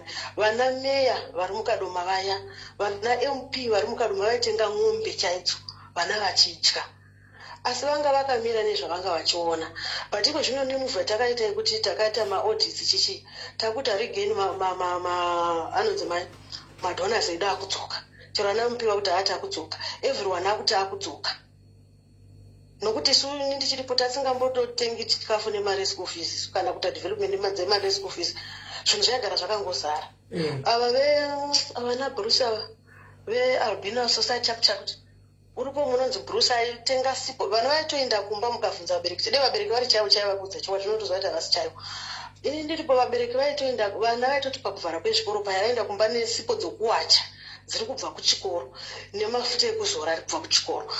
Families ari vulnerable taiti vaendesa chikafu futi during the holiday kumba kwavo, tizva kuti kumba kwananhinga hakuna zvisingatengwi nemari yeschool fees. Ngozi kazhinji mari school fees mazuva raizosara uya pamwe yatorwa neinflation, but school was running. Ava vegrant committee vaita fundraising activities ekutorwa kana ma20,000 vachiita maricho kunana legal resources kunana European Union uku tichiita mari yekutozvishandira fundraising activities pachikoro. Ndo yanyanya kushanda, ndo yakanyatsodevelopa chikoro chese chakanaka chiripo pachikoro hachina kutiwa neschool fees during my time. Chaitiwa nemari dzemafundraising, because mari handi munoona mari dzabunguva yemabhondi maprizes aingo mari yese aingochinja so. Saka chikoro chiya chikafu chevana pachikoro paya gore rino ndio yangatiwa first time in history kuti mari yechikoro inotenga chikafu. Because chikoro chikafu chachigara chakazara. Vana spa vari maconsignment, vana maisilos vaunza nemasnacks, zvinhu zvaigara zvakangouya every day. Uku kwana mai uku kwaitouya mafuta kwenjezofu, hapana paigara pakasi kuti madhona akasuduruka. Ndo vanotanga kuziva, ndofunga ndo vakatipira vanoti handa kuti vakazviziva sei kuti 3 days later hapasisina cho. Saka watrying kugadzirisa izvozvo, saka they are fighting hard vachitungamidza, asi ari kuita ari oga. Une vamwe vake vari shure vanotomudzidzisa kuti ngatidai, nokuti pachake education wise akaguma grade 7 kamukomana. Saka kuna vanotomuudza iye pachake pamwe kutoita iye hana chaanobenefita pazviri, mabeneficiaries vanoziva zvavari kuita. Maybe. All right. No, at least so isusu inini hongu mafona ndiri head of department of education, but zvinhu zviri finance zvechipinda, but zvimadecision organization haitiwe munhu one zvokunzi maimbofu collective decision. Collective pagame, collective decision. Chero kubasa kwenye munongodecide chimoga akani zvakamboitikepi. Saka vanenge vangoudza mukomana asina kumunakira oda kumanyisa kunoti oda kubloka izvi, iyo makotsi achona ari kuti wa very slow. There's something zviri kuitika. Right. Do you mind me talking to you on the me talking to you on this call? Do you mind me adding one of the parents here on this call here? Toda kuti kana mukaedha muparent wacho anofanira kutanga ataura kuti muparent wani mwana ari grade ani. Azvizo as long as pasina chinozokanganisa vana nditi. Nokuti ini zvako ndikudze chakwadi, ini ndagara nevanhu vana ndakabva Kadoma manje muna January. Ndinotozviziva kuti most of them are not vanouya kumasocial media. Vabereki vedu are very vulnerable, they can't even afford all those things. All right. Alright. Havana kusirana. Okay, alright. No, you're making sense though. Nokuti izvezvo mukatarisaka pane munhu akandopofonera president ane nhamba yekusouth Africa tindofambira nemabhimfomu yemwana wangu ndofambira tichiziva kuti takati vakorekta 2 weeks ago vavotora mabhimfomus ka hallo saka ndaisa uya noziva kushata ndakumba example momuziva ti kushata momuziva kushata maimpofu endomziva ndiye wacho zvaanoda kuita isisiya ndiyo ko iwe kushatawo kuzvomisa semuchinda iwe ndiye wacho right maita basa Sisimeli ndakateerera hurukuro yese kubva ichitaurwa saka pamusoro mhuri yeZimbabwe nditaurewo. Excuse me, Mrs. Melly. Hello. Sis Melly. Hello. Kushata takamuti ngaise in writing my grievances ake so that tigopindura hana. Saka uya handisi kuda kutaura naye ngaiti zvatakataura nati unofana kuisa zvinhu zvake in writing. Not ati chicomplain yake 1 2 3 4 5 6 osaina zvakanaka kuti zvongomuka ndichiya pese. Ngaise my grievances ake as we recommended. Saka zvinoda kumboenda kune imwe meeting Melly. Alright. Ndo matiziro avanoita yaya. Iwe sama mama grievances zvakakuziwa nechokwadi chese kamba yandakupa Sisimeli yakatosainwa naMaidei Mpofu achindidzinga kuti ndaramba kusaina $4,000 isina ma-quotations is the only issue iripo. Kwete zvimwe zvese zvavari kutaura kuti alright Melissa Melly anditi wapowa tsamba excuse me ndoda kunda kune imwe meeting Melissa 4,000 ndio tikutaura kuti ma board members haiti Akuna kundisarudza akanyora sei tsamba yekundidzinga mukomiti achindipomera mhosva yekuti andadhileya kuita payment yeaudit. Tsamba yacho ndakupai Sisimeli munayo imimi ibuditsei mhuri yeZimbabwe ione iverenge yakasainiwa namai ivava iripo. Hello ndikuteerera mashoko ekunyepa vachinyepera vanhu. Hello Melissa. Yes ndikuzwa izvi.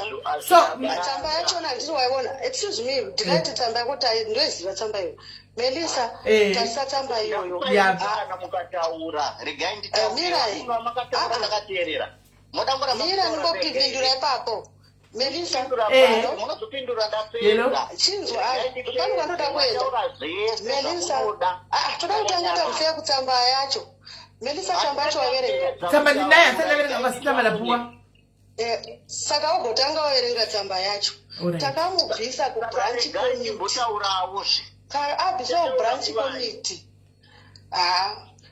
regai titaurewo muzotaurawo. Right, vadona vakutiza chokwadi kuri kunzi kukoti kune nyaya yakatoripotwa kukoti inyaya ndeipi meno zvavo zvemaudhiti ini nandimo imumwe handitozvizivi. Ini pandiri kungotangira ndepekuti tipewo ma-quotations tikugone kuwithdrawera imari yamuri kuda. Pasina ma-quotations hazviite. Audio yandakupai inavo ivo maimbofu ivava vachitotaura vachiti sainai kana usingadi kusaina tichakudzinga. Ndobva vazondinyorera tsamba, ndobva vabereki vazondisarudza futi kuti uyu munhu ari kumirira mari dzedu ngaadzokere futi anochengeta mari dzedu. Saka ivo vakabva vavhara maakaundi echikoro nekuti vabereki vakandidzosa vakandisarudza. Hanzi hakuna akaunti yakavharwa, akaunti itorimo ine 9,000 mukati 9 million. Ine 9 million yakavharwa. Endai kuZB bank pakadoma apa izvozvi yakavharwa akaunti iyoyo kunzi tisatore kana mari tisadini. Nyaya dzavari kutaura deye matombovabvunza kuti paacting head pacho vakazobvisirwei. Vatori nenyaya yekuti pakabuwa malaptop pachikoro ivo varipo ndo vatori nenyaya dzacho vakadhimotwa neMinistry of Education. Saka isu awakwiri iri zvikutotishamisa kuti munhu akabaiti branch level akazoenda sei kunational. Ndo zvikutotinetsa kuti sei vanhu vachiita corruption yakadaro vachitora zvinhu zvevanhu vakaremara vachiita nzira iyoyo vanozviitirei? Right. Mukoma kushata ndokumbira kuti ndimirire munhu wandafonera ano department inobatana chenyaya dzenidzi ndiri kutaura naye nyaya yedu haina kupera and then we'll come back again because ini ndaipfudza ndaingovanzwa kuti ndichimba tini ndaipfudza nyaya yacho kuti investigate from a different kuma offices anokodzera kuti zviinvestigate nyaya idzi zvemasocial welfare saka ndokwandiri kuisa ikoko and then ndichava panamba dzenyu asi tichadzoka pano and then we start from there haina kupera because as long as vachitiza chete nyaya haiperi yanga chidambise muripo yotaurwa. Hello. Andina kutiza ndinoda kupanda mbokata ndamboda. Alright, madzoka right. Yes, vadzoka varipo. Ndikuti mimi kachitanga waerenga. Kana wapedza kuerenga tsamba. Then uchivhunza zvetsamba. Tsamba ndindakarira isuspenda mushandi wedu. Akanga ari mushandi wedu ari branch committee. Then ndobva ata zvingadi ne association ndobva tamudzinga.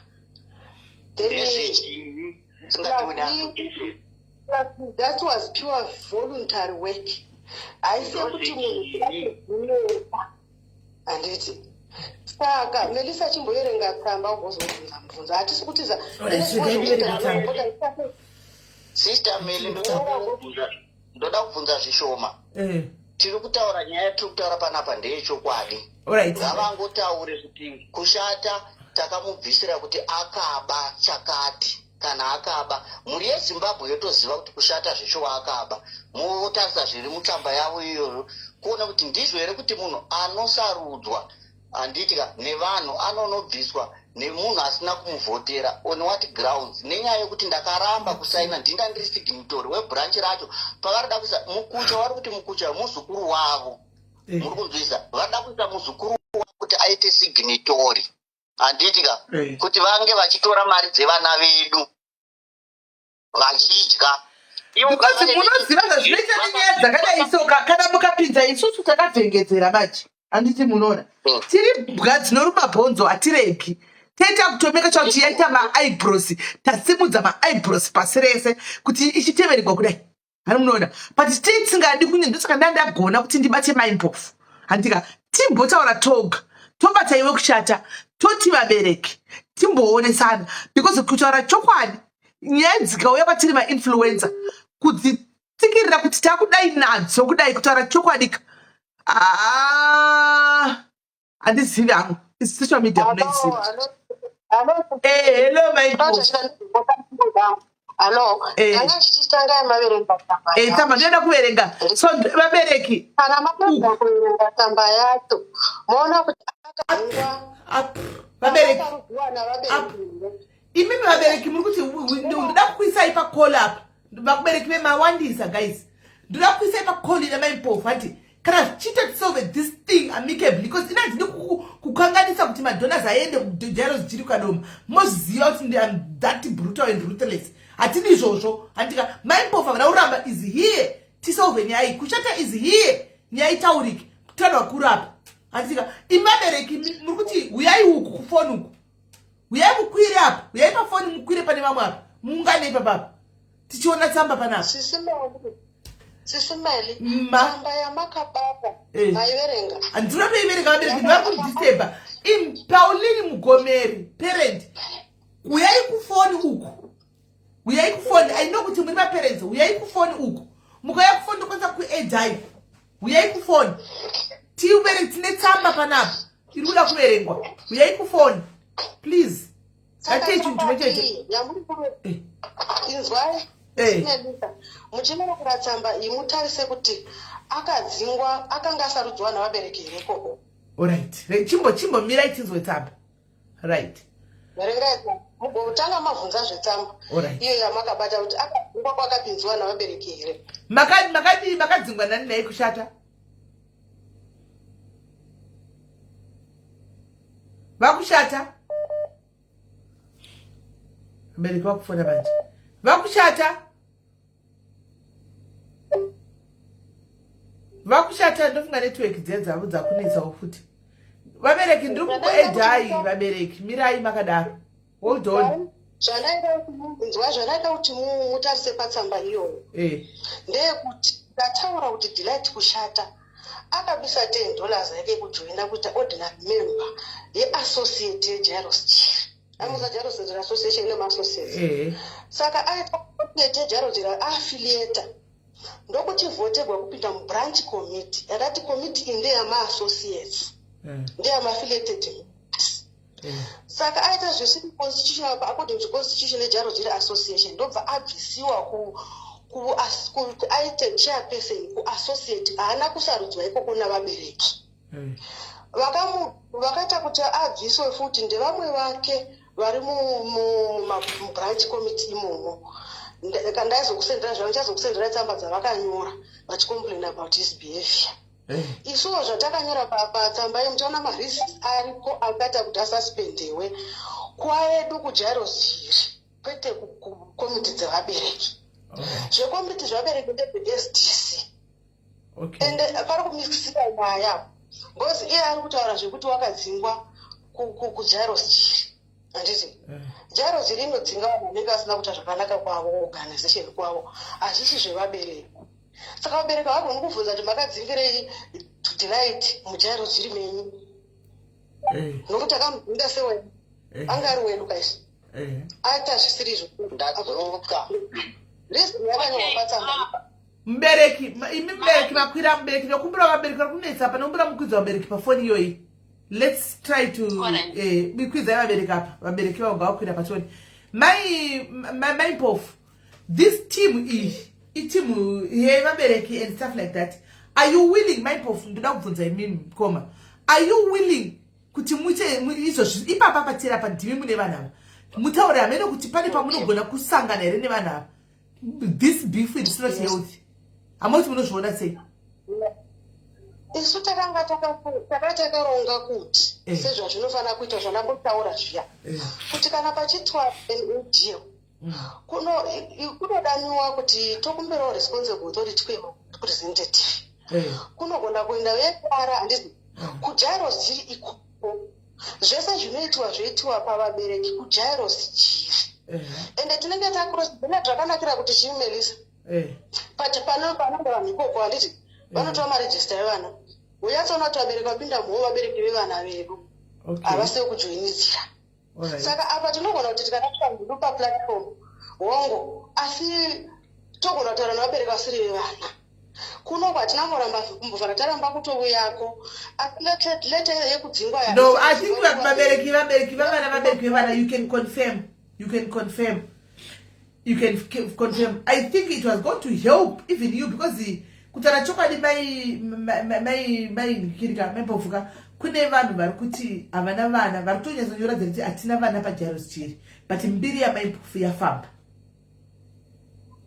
Kusada zvinoda kunaka kuna zvinogofamba seiko mbiri yaMai Mpofu handiti aenda kuudzai kuti hapana kunoita one man band painstitution handiti ndizvo. Ende maleta ekumudzinga kuzitora dzimwe dzese maprocesses ese anoitwa nemarelevant offices vanodzinga vamwe vashandi vaichara vanoita zvefinance inini ndinoitawo zvangu tsamba maiverengere yamakabata nachitichambokudza vamwe rigaitinde patsamba iyoyo tsamba ida iyoyo kunetsai rigaitinde patsamba ndandichambokudza kavamwe vanga vachida kumbokwira yendei patsamba handiti directive to step down with immediate effect as the Jairos Chiri Kadoma Branch Committee Chairperson, right? The Jairos Chiri Association National Office has noted with great concern your unbecoming lack of professional ethic and obstruction of administration of justice in the Kadoma branch. We observe that you have been blocking payments to association service providers, specifically the disciplinary authority and legal representative, since you were entrusted as the signatory to all branch payments. As a result of your actions, the association stands to be prejudiced from their future engagement because payments have not been made even after several weeks since they provided their services and provided invoices. other than obstructing the administration of justice, you have also glaringly shown that you work out of the scope of your duties, disregarding the immediate authority above you and acting against the interests of the association. In the light of the above, the National Office contends that it has lost confidence in the integrity of your leadership and professional conduct, and you have to immediately step down. The takeover process should be conducted formally with Vice Chairperson to ensure continuity of operations, since you are no longer recognized as Branch Committee Chairperson of Kadoma Branch. Your cooperation in this matter is much appreciated. And yours faithfully, Mrs. Maidei Mpofu, National Education Manager, Jairus Chile Association for the Rehabilitation of Disabled, blah blah blah blah. Hani murukuzwa, saba ndiyo iyo, my brother. Murukuzwa, kuti you have been blocking payments to association services providers. And the disciplinary authority, the legal representative, magamchi block my payments, kuti mari dzende ikoko. And yandiri kubloka payment yacho yandabloka ndo yandisiri kuvanga, ndiri kuti ndo yeaudit ye4000 yandati inodawo quotation. Okay, all right. Vari kuti payment yabloka ndo yavari kuti todawo quotation. Anditika ndo ndiri kuti ndinoda quotation. Okay. Mama zvibva famba Mrs. Melissa. Samba maona here kuti ngozi muri kubloka zvinhu zvampofu. Mpofu ari kuti samba ende association, ndiri mushando wa-association anditi. Ende kana mukaona notori nechidzo che-association, nebekadhi ye-association yakasainwa yakasainwa namaipofu. Yakasainwa ndo basa rangu kunoku. Saka vakatete nakuda zvakataura pai from tilope chericheja vakatete nakati makaterera takaterera dai kwanga kuri kwekuti ndo zvavari kutaura paground, zvavari kutaura nhasi izvozvo dai vakazvitaura paground kuti aiwa izvi zvatinoita hazvina basa nemaquotations, ko tingadai here tauya ikoko. Tingadai here tauya ikoko. Hello. Dei anga iri nyaya yekuti hazvitenderwi maquotations, tingadai tauya here ikoko, tauya kuzoripota kuti tiwane rubatsiro, tingadai tauya here. But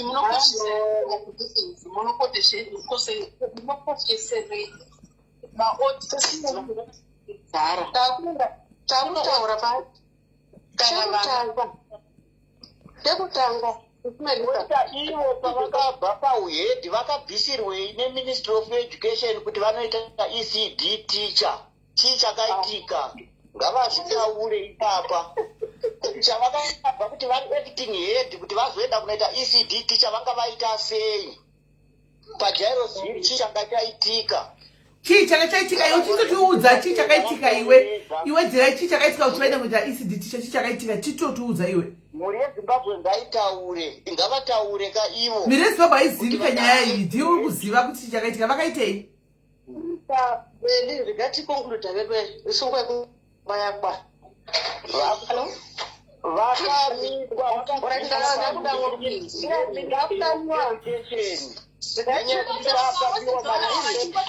vabereki ndevekutenga misiri mubereki ndokumbira kumbotaurawo vasati vaenda semubereki. Ndahwa vachiti kwai vabereki because sisimeli zvatondibata matauriro avaita kuti kwai pachikoro paJairos Hill vabereki vedu havana maresources because vari kutora advantage nevabereki vazhinji because vabereki vari paJairos Hill havaoni. Vamwe vabereki anenge ari mubereki mukadzi nemurume vane vana 3 vasingaoni. Saka that's why they are taking advantage. Vatoshamisika this time kuti isusu taita step up kumiririra taita titoya kusocial media because tatitsvaga mari dzekutiende kunogogodzawo kuna Nazaki, kunogogodzawo kuma-human rights, but because vabereki vazhinji vanotoraramawo neurema hwekusaona. Saka vamwe vanoziva kuti havakwanisi. Vari kutaura kuti zvechokwadi isusu tatisumukira zvokunetsana kwavo even zvava kushata kana kuti nekuita ndakuda kubuda kuva nedisability zvirokukakwanisa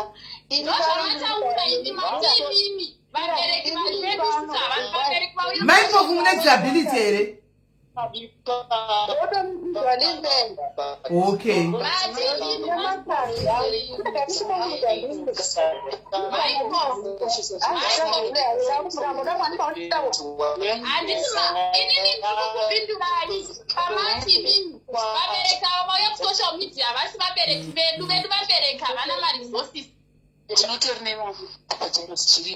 munokoshesa zvisina basa maimpofu vana vachifa nenzara vasati vanambofairi mizara mwana vana vari kudya padza nemachansi vanodya nyama kana paita mawewisha samataura kuti anouya achidhoneta chikafu ndopavanodya nyama kwete mari inobva kugavhumendi yebhimu mari inobva kugavhumendi yebhimu muri kuita misuse isusu zvokunetsana kwenyu nezvekubranch kwenyu hatinei nazvo isusu our grievance isi vana vedu vari kusafa nesadza nemachansi tiri kubhadhara maupkeeping tiri kunzwiyai nemufushwa kuti vana vadye sadza isusu every panovhurwa temu panonzi uyai nemaupkeeping chero awana mufushwa chero awana beans nekuti mari inenge ichiita sei hati muri kutaura kuti kune 3 tons dzakabiwa makaitei nadzo 3 tons dzacho dzakabiwa aiwa mbavha dziripo vataura havo Mindpofu kuti zvinhu zvakadisapia mbavha dziripo saka doma tiri kuda kukufambirai kadoma we are there. Where is the kids food yevana iripi kadoma Jairus Jiri? You are kids stealing for kids, stealing from kids. Yeah.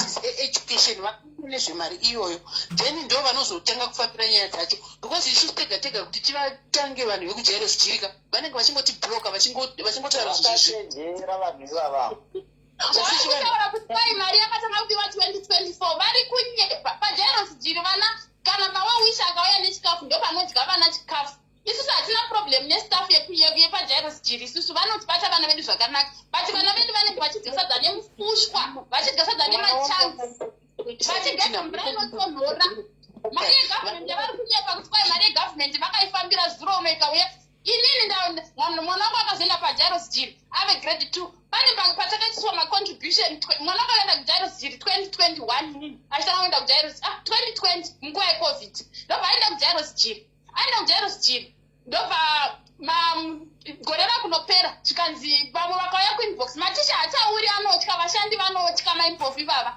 vakauya kuinbox vakati vana vane nzara ende ukafonera vana vanozokudza kuti vane nzara ndobva tacontributa $20 tacontributa $20 saka tinokutengerana chikafu pedza nguva kamunongochiba aunza mari naimi guys tino kuti December ngativatengerei chikafu chongobiwa nevabereki vacho zvevava sho vabereki vasina moyo munobira vana vakari vasingaoni hatipingi marisiti zvavataura mambeshana nyaya yemarisiti hatina kubvira tapiwa marisiti iri kubva covid 2020 covid mwana wangu achitanga paJairus Jiri sho vana vangazvuyai nemufushwa kana dhimiwo guys vana vangazvuyai nemufushwa magrade 1 kuti vadyise mufushwa usina mafuta kuJairus Jiri kana dhimiwo musada kuti jairira neJairus Jiri kadoma mazimbabva ini musada kujairira chikafu chiana chinoendepiko zvamunoita vanhu vauye nenhikipiri chikafu chinoenda kupi zvamunoita vanhu ngavauye chikafu chiri kubiwa chiinda kupi sho mungaba bhinzi dzevana mungaba mafuta ekubikisa evana veve vasingaoni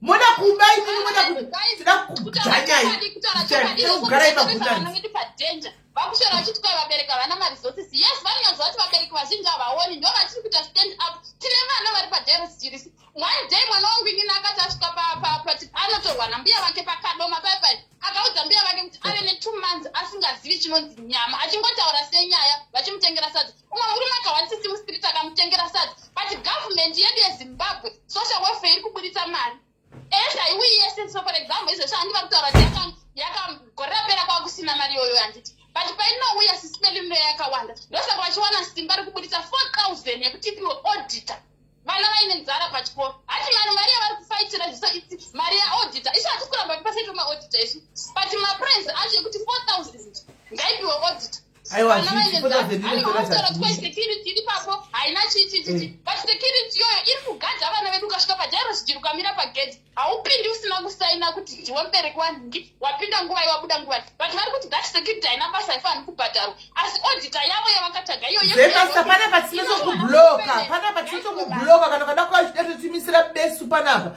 will block you. Come on, hauna moyo udatinyarare vana vachibigwa apa vachinzara kwata nenzara. Une mwana ari Jairus Jiri wezemaster ghost mure mutonono rakanyuka pamatoilet karoloni. What are you saying? Chisha unotaura iwe aukuza une mwana ari Jairus Jiri. Une mwana ari Jairus Jiri.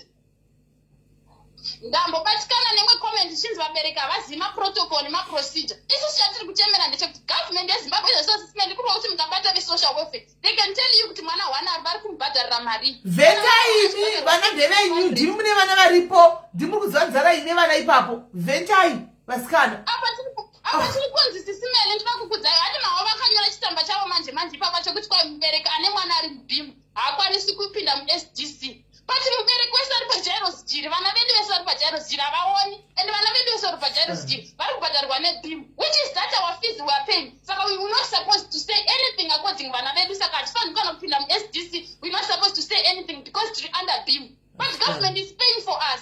Sisimene ukaenda kusocial welfare ukanonoka kuenda nebepa kusocial welfare vanotokubvunza kuti muri kunonoka muda kuti process mari yevana sei vanotokunyorera imwe tsamba futi yavanoti mwana wenyu kana achienda kuhospital ngaabhadharirwe mahara. Zvinorwadza sisimene vari kuita advantage nemari dzevana. Chokwadi aiwa ngaitingoti nyaya inde kumberi sezvo ndiri kumapurisa ngaitingoijanya kuti nyaya iindire kumberi nokuti izvi hazvina kunaka izvi hazviiti. So imimi vanhu veJairus Jiri ini kuJairus Jiri koko kuJairus Jiri kukadoma kwamuruku muri kuba chikafu chevana chikafu chevana even maipofo chovataura pano chikafu chiri kudisapia chevana muri kutora bhinzi dzevana sipo masabau evana magreen bar evana zvinofanira kunge zvichinzi zviri kupiwa nemawell wishers kuti vana vashandise vadye. Handi imi muri kuba muchita dzimba dzenyu. What kind of animals are you? Muchitakura gusa revana vasingaoni even murume mukuru chikana mukadzi uchitobuda wakaribata uchibuda mugendo chinda naro mwoyo wako unowa sei uchisiya vana vari mukatomo vasina unowa sei vanowa sei. Vana vazhinji vanoenda kuchikoro after 2 weeks vabereki vachishayiwa zvima-upkeeping zvazvinzi zvima-grocery zvokuti like kozi vanga vanochengeta vana pachikoro vanoshaya kuti vopa vana chii vachisora chitwa isu seedhofi takambobatsira saka imi vabereki zvamuchitizati vana havana kudya munoita sei nai vabereki imi mozati vana vasina kudya munoita sei vabatsirwa nehead office haina chayakamboisa izvozvo vari kutaura kuti ivo kune chikafu chiri kuti chakadova vakaitei nazvo hapana zvavari kumbotaura vanoni ivo vakatobviswa paECDT ipapa pauhedi vakadziboswa neministry of education nenyaya yekuti paapashaikwa malaptop vanomufosa kuti aresign ndo zvavari izvozvo. Vakambozviita futi kune uya ainzani uya akazofa so anga nemazivhudzivhudzi anga ari chairman webranch vaona kuti anenge akuonesa vachibva vamuita kuti aresign ene vanotomuresignisa with immediate effect.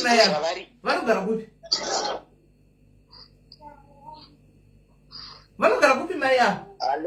Vanogara kupi mai mbofu? kuHarare. Kwaish ndivana mai vanogara kuHarare. Ndivana mai Mafutsi. Hey no but Jairus Jiri chokwadi guys ngatimbotsomei Jairus Jiri vana vavo kwabvimizwa nevamwe vanhu government haisitombozviziva ende government inoti vakutozviziva government izvozvi vakutozviziva government kuti kune vari kudiwa kana machikafu chanchi kudiwa vakutozviziva muri yezimbabwe muri kuntinzwa kana mwana wako akaona chaanenge aona muri yezimbabwe muri kuntinzwa ndataura mwana wangu akaona chaanenge aona last time patakanzi ma-upkeeping takaenda kuchikoro pakaitawo makuhwa akanzi vakanga vaenda nebepa vakanonzi Jairus Jiri muri kutsvaga futi chikafu imimi mari yatakakurivhisira last time makaisepi vatenga zvimasemenje vakatonzi zvimasemenje mazvitenga vachida kuita fish pond vachida kuita chikiti like painouya mari sisimeri government toti yaita 2 years isina kuunza mwana umwe nomwe kana achisainirwa 1000 which means panopera gore inouya iri $3000 painozouya kana ikaita 2 years inouya yakakwana yosainiwa yakawanda. Saka painowanda kudaro ivo vakuru vekumusoro it's like gonzo riya riyari pamafufu riya riya vanobva vaita abvuta vanozopera gore vana vanenge vasina chikafu. Vana pajarosiri whether bhimu yacho yabhadharwa kana kuti haina kubhadharwa zvakangofanana vana vanenge vachingokwangwani. And isusu tanga tangozviaccepta senge mwana wangu ati pagrade 7 tatangozviaccepta because unenge uchitya. Precious. Mwana akati akuda ari grade chiku kujaro chiri wako. Akaenda ari grade 2 because mwana wangu akambodzidza ku St. Giles but yanga iri government ne private kwanga kuri right but ndakafutadza kubhadhara during COVID because my school fees acho anenge achidhura yanga iri 750 and then ndiri chimadhumbe kuno apani aiuya kuno kwachizotariswa maziso iwayo. Saka ndo pandakazomuendesa ikoko kuJairos chiri. Saka ndaenda first term ndakatobhadhara fees first batch ndichinomuregister. Then from there zvikanzi aiwa government yati vana vabhadhara. And the government haitodi zvokuti vana isusu vabereki even tibhadhare mari because inenge yabhadharira vana ivavo. That's what I know. Then kozoita maweuwisha anouya senge kuno mwanonzi. Mbomira ndimbotara chimwe chinhu ndimbotara naPatience ari mucomment section. Patience chiri. Urukuti this is just an additional of the things that you know paJairos chiri kadoma. Ndega ndikutaurira uchitanzi kumakoti ngakunda makoti ndakutaurira unoza kune uori. Mutara pa life. Munhu sakateerera ine vamwe vanhu vari kuvako vakatoteerera vari kuma FYP. Unoza unonzi uori. Kuti uri kupi? Kumakoti ikoko. Kumakoti ikoko ndokwakazara uori. Dia. Kumakoti ndokuzere uori community yangu ndikumakoti sometimes sikuno kutara choka zvachiri and we push the government to take action. Kumakoti ndokwakazara uroi neuori wese ndokwauzere ikoko uori ndokwauzere uori wega zvichienda zvakadaro every department uori wega and it's true.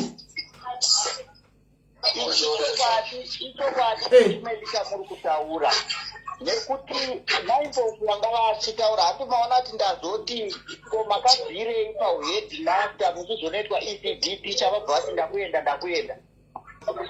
naimbofu panguva yavaive head pachikoro pakabiwa malaptop vakabatwawo nemhosva iwo hamene kuti pakaitwa uoni hupi hwekuti nyaya yacho ingotsikwa-tsikwa. Kumakoti ndokune uori manje. Ndokune uori Promax. Kumakoti uko. Uori Promax ndokwauzere manje. Kumakoti ikoko ndokune uori. Vadzoka zvavo maimpofa. Varipo zvavo maimpofa. Maimpofa nda kuti ngwenda kugatsisa nyaya iyi. At the same time nda kuti ngwenda kuinda vachinda. Imimi musavaita gang up. Muri kunzwasikana. Don't gang up on maimpofa. Find a common ground up. Because vana vakufanenzana Jairos jiri kadoma. We are coming for you. Jairos jiri kadoma because muri kumira vana chikafu. Muchitakura maplastic nanawo kudzimba dzenyu. Muvana vachila kufushwa. Munotova muchifila zviri bho. Munotova muchifila zviri bho. Taurai. Yes. Tendai, mute phone yako tendai. Mute your phone tendai. Melissa. Unoda kuti zvichiwe. Zvendiga ruta akakaetemurisa zvokupota kustomba. Bozi kupoti ndokunokabudisa chokwadi. Asi zvokupota mutini wabereki zvoda kuti mutini Jairos. Sekudara kwandaita kuti matitedu tina Jairos ikoko andika Matita nevana vake nerejesta nemadhiploma tuna kundomba yoterezeti yevana plus 2 hakuna bhayorodhi kana vanhu vese vanhu vasingaoni vefamisa vana vefasi chikoro chese chiJairos chinovabereki vasingaoni kuti chechitatu wemedika wakaenda chikoro unoziva kuti zvematite pachikoro saka ichidzitisha nahedhimasta makwandisetezi akafanana hauzivi grade 7 kuti hauzivi grade 7 kana hauzivi grade 1 kuti hauzivi grade 1 kana position kana makabhesiti auya munoita step down. Isusu handiti zvonge tanga tiri ma-18 handiti for 3 years zvakana 2 years Malaptop akaendepi? Ko malaptop aripi? kana muri kutaura zvese izvozvo izvo ivo vana vachifanira nzara munokoshesa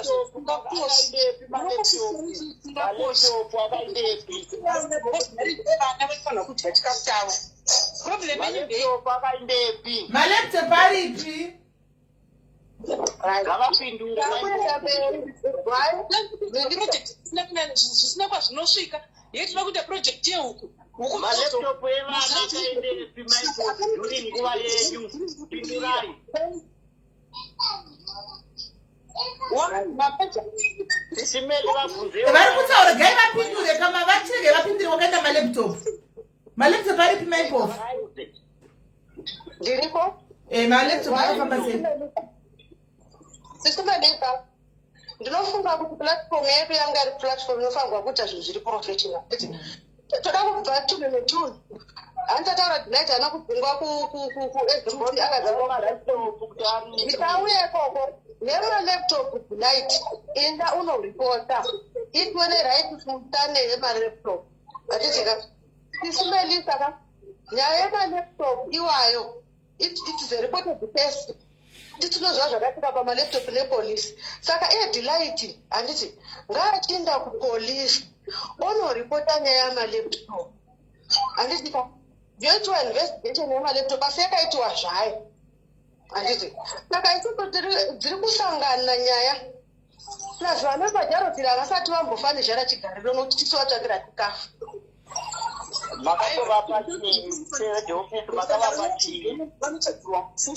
vana vachinzi vanodya nepachansi hakuzi kufanira zhara ikoko vana vachinzi vanogutaure pavakabotenga mombe pavakabotenga nyama ndepapi mari yakatambirwa Dynamos nehighlanders kujairo dziri makaisa mari imini pajairo dziri kadoma pakatamba Dynamos nehighlanders timbotiudzai hamuna kuuya here muchiti mari yenyu yekudzoresa imini aitombotenga nyama pajairo dzichiri ndimunyaradzi uyoyo anga ari chairman akazoita chairman webranch akazoshaya unfortunately but ivo maimpofu ivava asati afa vakamudzinga nokuti aiva achida kuonesa ivo maimpofu ivava ngavazvirambe nyaya Dynamos nehighlanders dzakatamba pajairo dziri charity cup vakaendesa dhora ripi pajairo dziri kadoma maimbofu vakauya vachiti imari yavo yekuzvioresa kuofisi kwavo Dynamos nehighlanders zvatamba Maimbofu maigozozvihoresa nemari dzebhora sei zvenyu? saka tiri kuendepi kana ngavapindure kana vakaita dhora ripi Tirege vadavire kavasikana ngatitese vanhu vakuru tabvunza mubvunzo tirege vadavire naye maimbofu ko imi mari yebhora inotangwa yeDynamos nehighlanders mogoti mazvikoresa sei vana vasina chikafu? hangu ngaedhera musinayalendaadonge ifokotendikadisokubhora kati makatouya mukatiudza kuti ndeyenye yekuzvihoresa imi makati ndeyenye yekuzvihoresa Dynamos nehighlanders zvatamba mukati mari yekuti tihore ikofi kwedu muri kuti muri kubatira Jaros Jiri mimi kadoma nei Dynamos nehighlanders dzakatamba muna kuisa kana dhola pachikoro imini mari iyo yakaenda kupi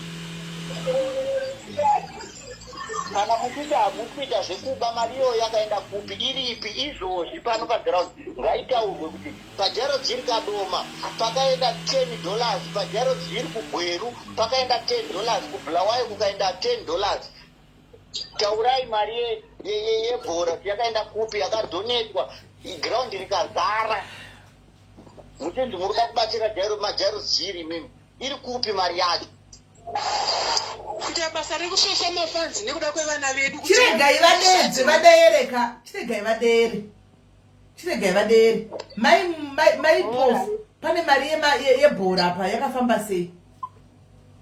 bhora racho vambokupa here tamba chiti rayarenwe nanditoti bhora ramutaurira hamuridziva kuti Jaros Jiri Dynamos nehighlanders akasvika kutamba mukauya pachikoro muchiti mari yenyu yekuzvihoresa imi vavatambira kupi kuti makundibvunza inini naye meluka handimivaridzi vegaros jiri here handimivaridzi tatenda taura itinzwe ini platform payauya handinenge chibvunza zvakanangana maimbofu saka zvakaendega ndinakadzaenda aiwa pane nyaya dzemari kadziri involved maimbofu pane mari handimukona kuti nyaya yese iri kuitika panapa inyaya yehori uri kunzi pari kubiwa handiti pari kubiwa chikafu chevana handitika chamabvuma imimi kuti chikafu chevana chiri kubiwa pari kubiwa mafunds handika kushata ari kuti ndakaramba kusainira 4500 ndichindisainira inyaya dzemari then pakaita futi timu dzebhora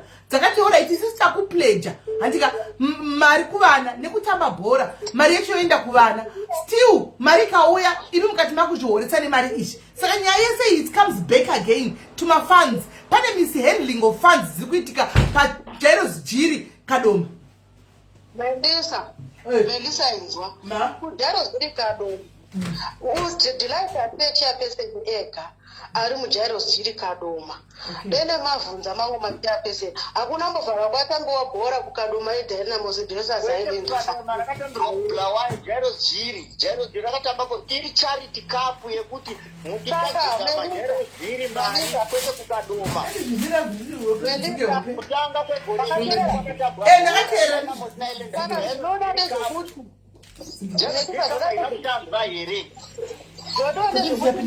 iwe hatiti matimu ebhora ealindas nedynamos unoziva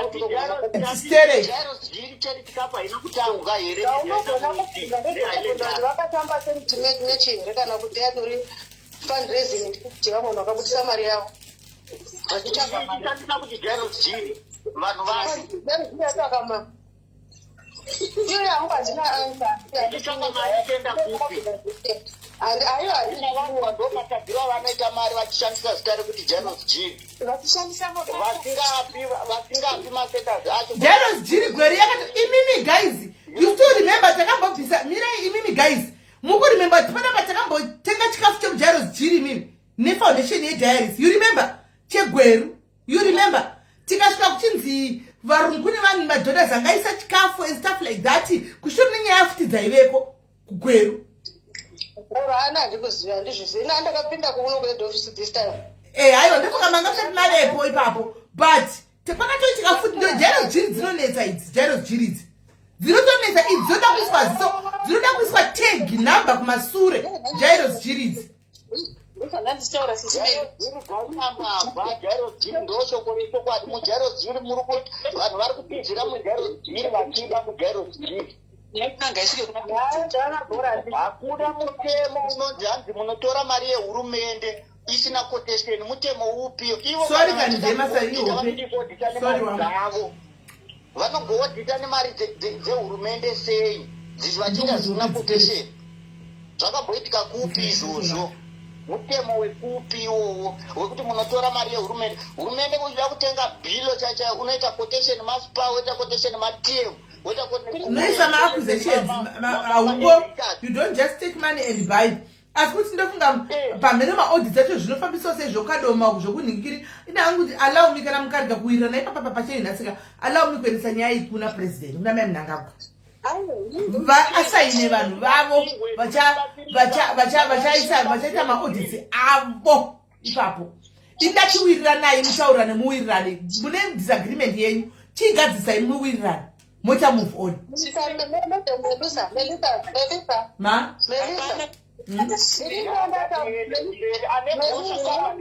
nai guys chinyara raikavangotaura ngatipana nemukana kanai guys ngatipana nemukana taurai hallo amenomelisa kuti munoshanda kuse ngatataura kuti ngazvinzombe vabereki vese ngazvinzombe vabereki kwekwamiti kujairos jiri kwacho vabereki vevana vese variko vachitaura zvavatotaura handiti okay maimofu ini ndoda kutaura ndakamira vabereki sisimeni aiwa mutovamirisa noti vapendi vabereka vamirirwi isusu chatiri kukumira sisimeni hatichadi zvemeeting yevabereki nyaya tiri kukumbira kuti right mirai tikubvira mirai guys mirai taurewo mirai Precious chimbomira 26 February kwakanga kuine match Dynamos neHighlanders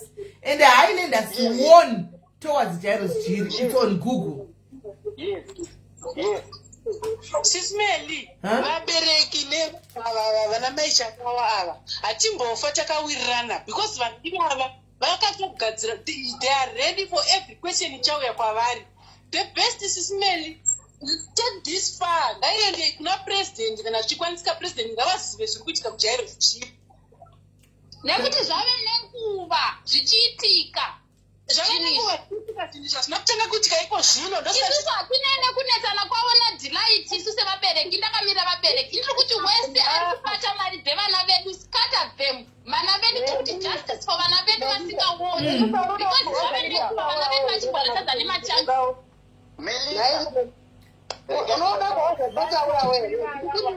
Vedu watani kutaura 1-1 guys. Tite order tisi vana vadiki pano. Ndaya kuti tekunge vana vari kuJairus Jiri kwacho. Ngataure 1-1 tipane mukana. Melita. Mindful varida kutodzinga vana vangu kuchikoro izvozvi vachiti uyu kusati ari kuonesa pano ari kutitadzisa kuita mari. Vaudzani. Aiwa hakuna mwana anodzingwa aiwa mbada hakuna mwana anodzingwa chikoro nenyaya iyi hakuna mwana anodzingwa chikoro azvite. Varida kutovadzinga mindful kuvana vaudzani. Vane vamwe vanhu vavaudza vatinotosenza kana vadzingwa kana vana vauya netsamba wodzoka bheki kuno kana vadzingwa uya kuno kwandiri kuna Melisa ndokusorovhera nyaya dzakanaka ende muproject wavana vedu Zimbabwe ngaizive vana vedu vakasangana nechavanasangana nacho because ndo zvimwe zvinotya vabereki kuti vataure. Last time takambokomblena inga rinyaya yemauniform vamwe vabereki vakabvoti handina kuti hatibhadhari mari yaoverchargewa kudai so vamwe vabereki vakati Precious Delight Maimpofu meeting wabereki muri kutungaitwa rini? Ndataura kuti handiti zvinhu zveorganization hazvirongwi namaimpofu zvizvo handiti ka planning kuti kupe mutinga nevabereki handiti pane handiti ka pane magovernment officers handiti ka kweitwa meeting vabereki vapenyu havadi kumiririrwa vanozvimirira vega saka apa vakugara zvikora handiti vanhu vanoronga paupenyu yakabereki vosangana voita meeting kwayo iri fruitful nokuti ava vatombe representative yavabereki Melisa wakaita psychology haisi representative yavabereki toda kuti vabereki varipo tatisu mubereki nemwana wake registaratidza madimiching format akasina kuchikoro aripo pasina vabereki vane manhambe ekuSouth Africa avo handiti mabereki vane manhambe ekuSouth Africa saka ndine mwana ari kuJairus Jiri ndiri kuSouth Africa tinoda kuti zviitiwe varipo vana vari ikoko muda kusikwe tinenge da maadmission forms evana nevabereki vavo chavo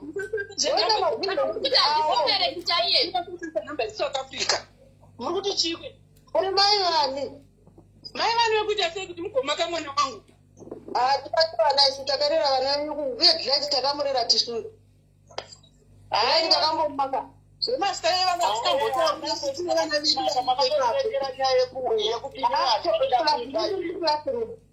mukundifosa kuti ndibe inini handiti kuda kuba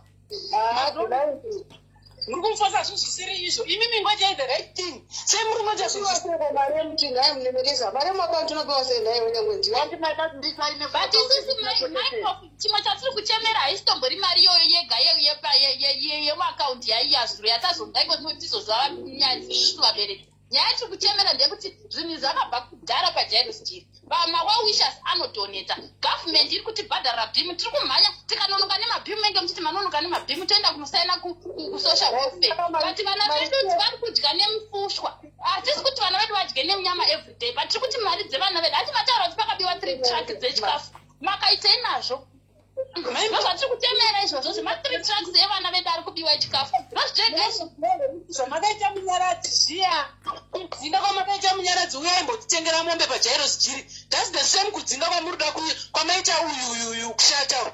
Ndio zvimwe chete munhu anenge achida kumira pachokwadi nemafanzi evana. Ndo problem yenyu. Alright, Melissa, handiti takuita way forward.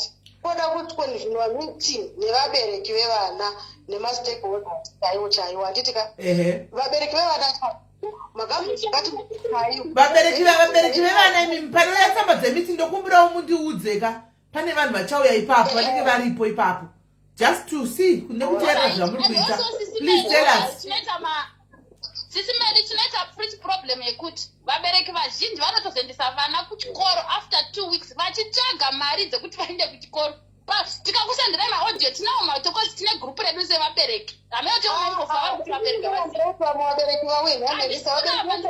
zvimwe zvinoitika kuti vamwe vabereki vazhinji vanotozouta vana after 2 weeks. Ndovanofewa kuti vabereki havauyi. Vabereki vedu vandovaziva vose vandakashanda navo kubva kuvanyuwani. Vabereki vakataura navo zvakanaka they come vanouya vaiuya 1 vakasaka kuramba rini kuma 2018 vaiuya. Saka toda nezviri professional Melissa nditinoona zvete zvetwa ironed out yoga utangoona pane problem tindepana. Isu hatikadi mari dzaro dziribhoza tisi masigintori ikoko toitora sei.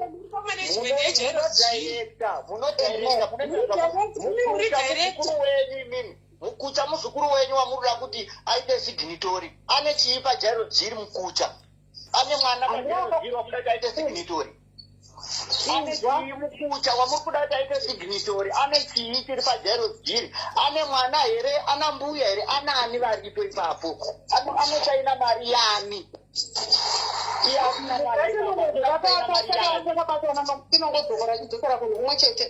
mukucha iJairos Jiri roti member akafileta. Saka member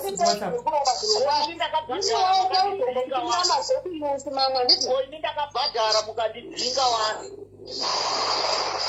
Ndisakutumira madokumenti akasimelise kufana kubhadha muchirenga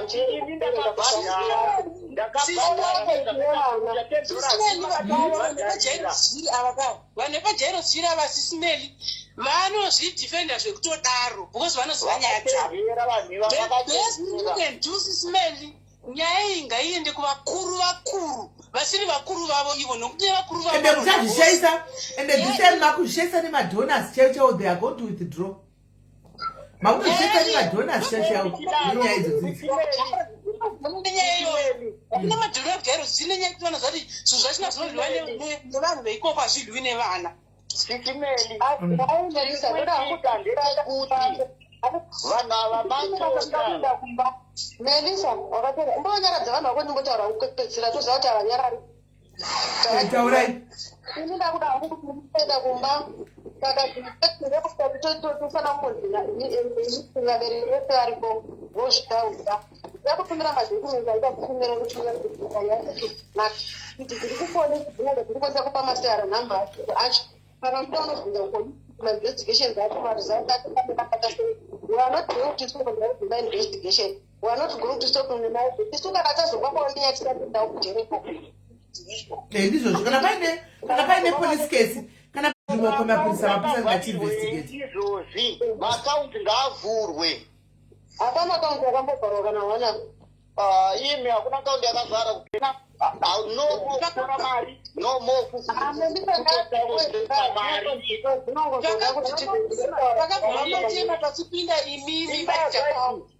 pakabva vamatema pachipinda imimi chakawa chaifunga kuti chikoro chichaimprova but hapana if you worsened it zvakatoita worse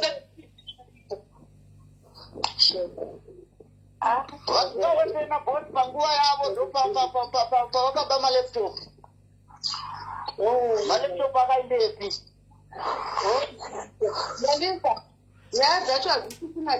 no alright aiwa meeting ngauitwe but tionewo kuti sisi chikoro chinobatsirika sei because kana kuba kwachona mukuru kutadza kuti kumiswe regai tikubatsirei from panzi panapa timise kuba ndozviripo vana vedu vakadzingwe zvikoro, vana vedu vakadzingwe. Aiwa, vana vadzingwi, aiwa, vana vavo, aiwa. You were just expressing, the freedom of expression. Azvidzingise mwana chikoro, mwana hana panokwana pamukutaura namuri vabereki muchiita disagreement to agree to disagree. Saka zvokuti munozodzingwa mwana chikoro, aiwa, azvidzingwe mwana chikoro izvo. Azvidzingiri mwana chikoro. vari kupinda dzemabhora idzi hangu handizvizivi zvandakutaurira ndizvozvo makauya kukataura wati mari yekuzvihoresa makuti hamuzvizivi nhakafamba ndimaitaura mega yava nyaya yekuti imari dzekuzvihoresa Maipofu, dzorerai delete ushate paposition yake yanga nayo. $10 vakaisa pakadoma. Maipofu. Zvinoita kuti mudzose muite reinstate delete kuchata paposition. Zvandati ndichakutumira madocuments nemapolisi. Mapolisi ehurumende yacho anodai haabvumiri kuti delete aende kubranch committee. Neconstitution nejaro zira. Aiwa, kwete kubranch committee. Kwete kubranch committee. Iyo delete imbomira iwe. Kwete kubranch committee maimpofu. Kwanga gararu. Kwanga kwabva muri instate tigadzise mishande zvakanaka. Kwanga ari kupi kupa vazomudzinga. Branch committee ndo kwakabhikiwa. Kwakabhenga ashanda kosei kana anga asingadiwiko. Takutumira constitution yekuti yejaro ziri constitution kuti mabranch committee anoselectwa sei, anodecide sei. Saka iye akazozvisa SDC atinambopindira nyaya dzawo dzeku-SDC izvo. Mambo achitaura nyaya kwakazvita chairman. But patsamba yenye kumudhisimisa hamuna kutaura kaine maimpofu. Patsamba yenye kumudhisimisa hamuna kutaura kuti wakapinda not on merit zveiwe. Kubranch kawo. Eka. Handi ndo kwamakanyorera tsamba ndo kwanga ari kwamakamudzinga kwamakatarisa ine. Kubranch hadzo keri nekuda kweconstitution yejaro ziri. Kwakabhenga papinda seiko ipapo. Akabhenga papinda sei. Akapinda akaita member yebranch. Ndaindi kutanga tumira constitution ngora kuti munhu anopinda sei mubranch akudzingwa sei mubranch. Uku kubranch hadzo keri ku-SDC kuko vabereki vake vevana. Anditi ane vabereki vana pari handi ane mamembers ebranch ipapo. Handi ane vabereki vevana. Nguva yapera. Pakabva pakutota network inga tasvidigwa tiri pano todanda kumba tonokwira malifti. Saka mefika yande kuti panda kuitwa maproper meeting. Ari unomaenda dzese dzawatisawo vasitora pasi vakutinyorere pasi todati zvinhu zvinova nedirection kuti tapindura tikapinda pane kuinda nekuticha pasina kwaya ita mabereki vaticha havako tangwanana here. Aiwa ndakateerera. Saka handiti ndimwinechete toenda hedu zvekumba isu. Aiwa, no problem. Tingokubatai asinyaya. Tichesera tichifambira nyaya dzacho kusvika tava ne-right answer. Apa hapana zvamataura so far. Haneso tichadzifambirawo. Tese tinongodzifambira. Asi satifambira kutsvaga kuti ane nhamba iyi mubereki wanika kuti mugoona kupandisha vana vedu. Kubva ndichitanga kuti tenantina kana sindakashanda nawabereki wangani. Ndikukuziva handisani professional pega munoita izvozvo izvo asingoti muri kuita nezveziro riya zvinokuita. Alright, maimpofu tinotaura nemikoko kuti tinoda kukumbira kuti ane mwana ari mudhimu haafani kupinda mu-SDC. Kozva pane zvajaro kujiri vana vese zvavari pabhimu saka vabereki vachahoita ma-SDC vanenge vachibvepiko vanenge vane vana vari vanobva kupi because mubereki wese ane mwana ari pajairo sijiri ari mubhimu saka ndoda kuti ndikudzewo akaudza information yekuti vana vese vari mubhimu ndiani tiudze anogandira tiudze kuti kune vana vari kubhadhara You know when someone in your family kuona musi yatotorenga maberero vasiri mubhimu vari mubhimu ndevapi vai vasiri mubhimu ndevapi vana vese vasingaoni pajairo city kutokakutikana kune vari kubhadharwa nemaorganization chete vari mubhimu hapana mubereki anobhadhara fisi vana vese kana pakadaro hurumende ndo chapagadzirisa ipapo tinenge tinavo ipapo vehurumende vavo because hatiti tega kaisu hatisimuchiti kwamubereki ari mubhimu hapani kupinda muSDC which means vabereki vevana vamataura 172 vari pajj vese hatina kodzero yekupinda muSDC because vese vana vanobhadharwa neune chitamba chamakanyora here nhai vedu after mabvisa uyo muchiti asa handiti isusu hatisi kufaitira zvekubranch kwenu isusu kuSDC takaronga SDC yedu meeting taronga SDC yedu meeting muri kuti imimi ndeye vabereki vemustreet makairamba SDC haina kumbodisqualifyiwa munhu makatumira ndisivaro repepa ramakatumira ramakati imimi mubereki ane mwana ari mubhimu its like muri kuzama nepamunogona napo kuti isusu vedu vatasarudza SDC vasamirire chikoro imimi venyu vamukuda imimi ndo vamuri kuda Melika, vanozobvunza unoita zvemaSD mapolisi anoita mavenasdiki ndio vanozobvunzwa izvozvo. Vamwe navo vanenge varipo muchibvunza mibvunzo yenyu. Isusu tichapindura yedu, vemapolisi emaSD topindura yavo, mopindura yavo. Ndi vanhu vakawanda vamuri kutaura nezvavo. Vasiri muofisi yamaimbofu. Mungazame kushandisa chirungu maimbofu. Isusu hatisi kumbobvira zvekuti mambotaura muchiti kwauya akagumira grade 7 haana chaanoziva. Haana chaanoziva asani mubereki ane mwana ari pajairo chiri. Mubereki ari kuramba kusainira mari yemaauditor. Isusu hatisi kuramba kuti pasaitwa maauditor isu. But imimi maimbofu munoshanda mugovernment imimi. Pamwedzi munotambira mari inosvika ku500 zvokuti auditor anowana mari yekuti munomupa 4,000. Hamuhotitsi here 4,000 is a lot of money. 4,000 chiko mabhondi here kana kuti madola. Ine zviko zvese zviri kuitika. 4,000 chi madola. US dollars. Tiri kuenda kuna audit. Ngaa tiri kuchemera sevabereki kuti vana vedu vaine nzara. Mangoti kwa vashandi security haana basa. But patinosvika pasi pajairo zviri pane munhu anenge akagara pagate. Saka munhu haana basa afani kubhadharwa. But auditor anenge auya 2 days ndiye anofanira kusainirwa mari abhadharwa. Mashandi mataura kuti havana basa machitaura nemuromo wenyu palive pano kuti kwai vashandi security mamutazana kuti kuda vasina no name here. Amen. Because imi muri kutaura high school standard zvekudzidza. Hatina kudzidza yes. But tiri kumirirawo vana vedu. Ndo zvatiri kuchemera isusu tiri kuchemera zvekuti mwanetsana naDelight munozivana naDelight makambodzisana naDelight ini pandiri pana handikuzivi kozi ndakazotanga kuuya pajairo city 2020 tandiri kufaitira vana vepajairo city kuti mari dziri kubhadharwa negovernment hadzisi kuonekwa zvadziri kushanda vana vedu vamuri kuti havana nzara vana vedu chatiri kumbira ndechekuti sometimes vadyawo protein kwete machansi tisaendese mufusha kuchikoro wenu tikanzi vanovhurwa zvikoro vana vasina chikoro vashandi vanochengeta vana vabhadharwe because vana vedu pane twana tudikidiki so pane 1 baba vai vanonzi vajiri vai nemuka vachitasa vana twana tutukutukutuya pamwe vanenge vane 2 months vasina kubhadhara ndozvatiri kufaitira chete isusu hatisi zvekunetsana kwenyu hatitombokuziviwo kuti tinokumakai kana kuti ase zvokuti makazodhisimisa mushandi wenyu uyo Delight ikoko hamene mamaisana sei kubranch hatinei nazvo chatiri kufaitira ndechekuti why 4,000 US dollars ichizonzi iende kuna auditor isusu vana vedu vaine nzara kuchikoro. That's all we are fighting for.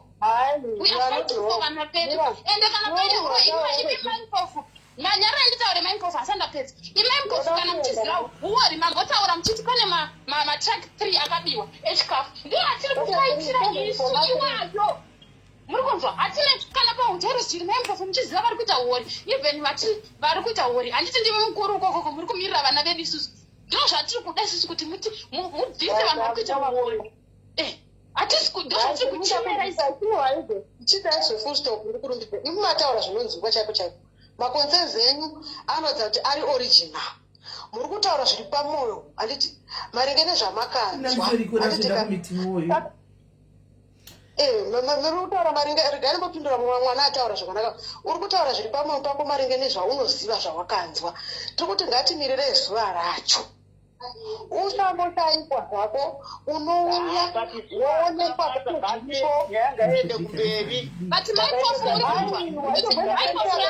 zaki vakaendesa kuzaki vakanoti handi zaki zvinhu zvamuritaura hazvina zaki ndatombovafonera zvangu imimi mainhingirikiri ndimbotaurawo ndeyekuti maimpofu pakabiwa 3 matrack echikafu ndozvatiri kushemera chikafu matraka yachikafu munenge mune inai 3 matraki inanoba 3 matraki hamuna kunzwa tevanachimangani 7 koma 3 tons irori wai iyoyo 7 koma 3 tons iyoyo ndiko kusaka kune odita mai and audita iyoyo indira kubvunza kuti mushandi anoshanda pehour anobhadharwa mari yekuti izosvika 4,000 pakuti ipiwe audita anoshanda mari pehour odita anozopindura kuti anoshanda sei nokuti odita handiti haitiunedzwa wani ivenakududza kuti maimpofu moda kundudza kuti imimi semushandi wegovernment wehurumende yezimbabwe imimi pagore muri kuwana $4,000 muchishanda everyday pagore muri kuwana $4,000 ndodarika nokuti ime henyu kana muchidarika but vashandi vazhinji vegovernment hapana ari kuwana mari inosvika 4,000 saka zvokuti audita akauya mashandiro ake pagore obva hanzi $4,000 iri kubva pajairos jiri pane vana vane zhara vanotisira zvekupemerwa amuhotsitsi makaita sei mai mataura zvakanaka $4,000 munenge muchiwana pai pajairos ndiri kungobvunzawo makanzi inenge ichitorwa pai iyoya muri kuti uyo asainire iri kubva pai handi muri kuti isusu tatakaona inzwai mai mwana hamuna kana akaunti ne$4,000 saka tichimirai musi wacho uzosvika mugwati zvinofamba sei imi $4,000 mira mwana utaure $4,000 inobva pai mobhadharikwa ma$US negovernment yeravati masiki handi munei transfer kunyirira muti wachona mari inotopinda atori mazigi maimbofu aitoda kuti maodhita abhadharwe neblack market rate mayava mana vasingatopinda bank rate vachitoti tipei mari idzi neblack market vachida kutora mako vachida kuba mari vachiti zvaibhadharwe neblack market rate ndeyaniatopera mwana nokuti anoda kutaura zvinhu ozotaura nhema manje hazvizonaki kana uamasisa unobudisa v2 then maiti mari ngaibude imimi iri black muda kubhadharwa black market imimi muda kuramba my god wandizvamandidzingira imimi inyaya yekuti ndaramba kusaina 4,000 ungatiivi unodhileya mapayments isu hatine mbavha dziri kuba pajairo jiri isisimeli ngavabatwe vanhu vese vavo ngavasungwe handiti hatingazvisuti kuti vana vedu isusu vaende kunobirwa nevanhu vese vakudairi ngavabatwe ngavasungwe ngavapirwe mumajeri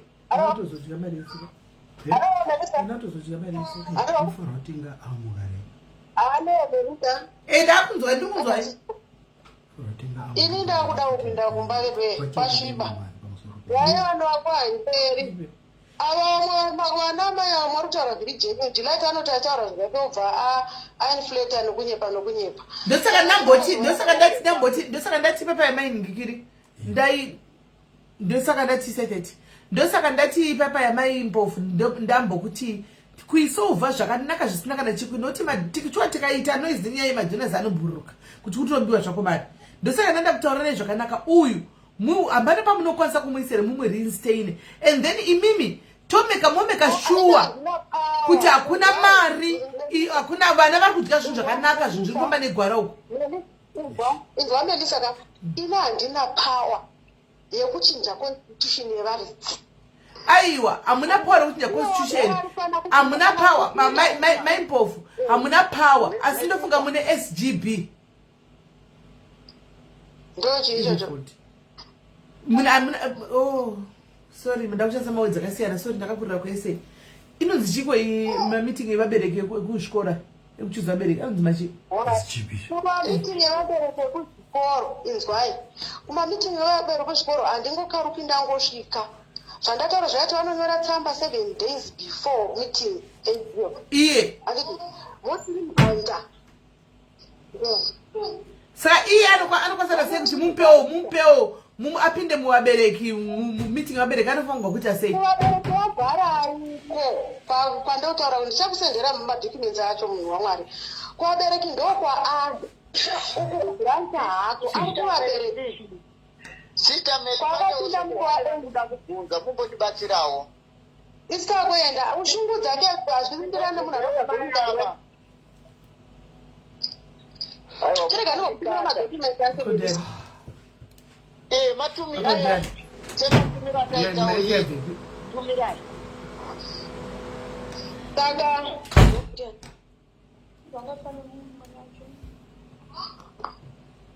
sitakuenda kumba Melissa alright endai ndochataura nemi yachindochechauti amunosati ndikuzama kuti tisaite noizi zvokudaro itaurike zvakanaka so andioni kuti tine madocuments ese ari yes tiurai nawo asi inini ndenda kutokumbira kwamuri itei handisi kuti mungazviite sei itei kuti uyo awane papochende kuti apinde tege kusomuzi inzwai maimpofu inzwai titeererai munzwe maimpofu inzwai hatidi chinhu chinosumudza mhepo handika kuti tizoita kunge mozoti vanhu vekudhiarisi vakavharisa machi vakazovharisa hatidi kudaro hani munoda munoziva kuti makateregwa ndakuudza kuti makateregwa vanhu vangani vanhu vari kutochinywa vari kupisa vari kuvava handi ndiri kuti isusu ngatigadzisei zvakanaka uyuyu ngaainde paposeni pacho paanoenda ipapo handika vabereki vodedzwa koitwa meeting you guys we move animona we move Melissa urikuza zvandikutaura SDC chairman saka chimwe chinzvimbo chipi chinodarika SDC chairperson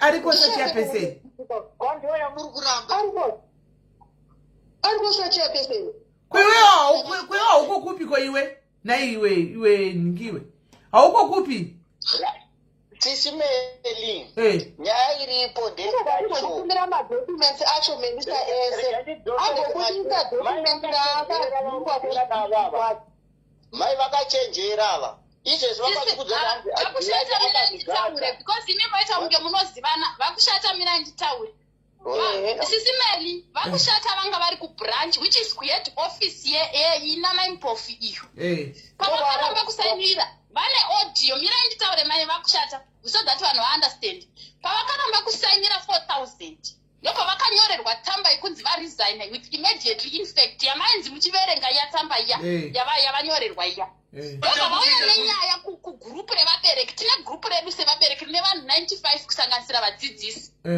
saka vauya kugurupu vakati ndo nyaya iripo ndaramba kusainira 4000 vakatotaurika vachipa proof yeaudio ina maimpofu naivo vakushata vachitaura vakushata vachikumbira 3 quotations maimpofu vachiramba vachingoti saina chete vadaro maivampo isaka vatarwadziwa sevabereki kuti yakunotonzi 4000 mari iyi kozi proof vakatumira tsamba iyoyo futi vakushata kwatiri vakatumira that audio ndopatakabva tadini isusu tati isusu toita sei sevabereki tikaronga emergency meeting tikaenda kuchikoro tikanoronga SDC yedu yatakaisa vakushata as chairperson weSDC yepaJairos Chiri kuti vamirire mari dzedu vamirire segroup SD ino Jairos Chiri association hatizivi kuti iziti maimpofu kana kuti vari kuramba that SDC vari kuti ndevabereki vemustreet vari kuti it's disqualified ndosaka manzwa vachiti headmaster vari kuramba kusaina because ivo vane vanhu vavo vari kuti saina handi vakatosarudza wavo munhu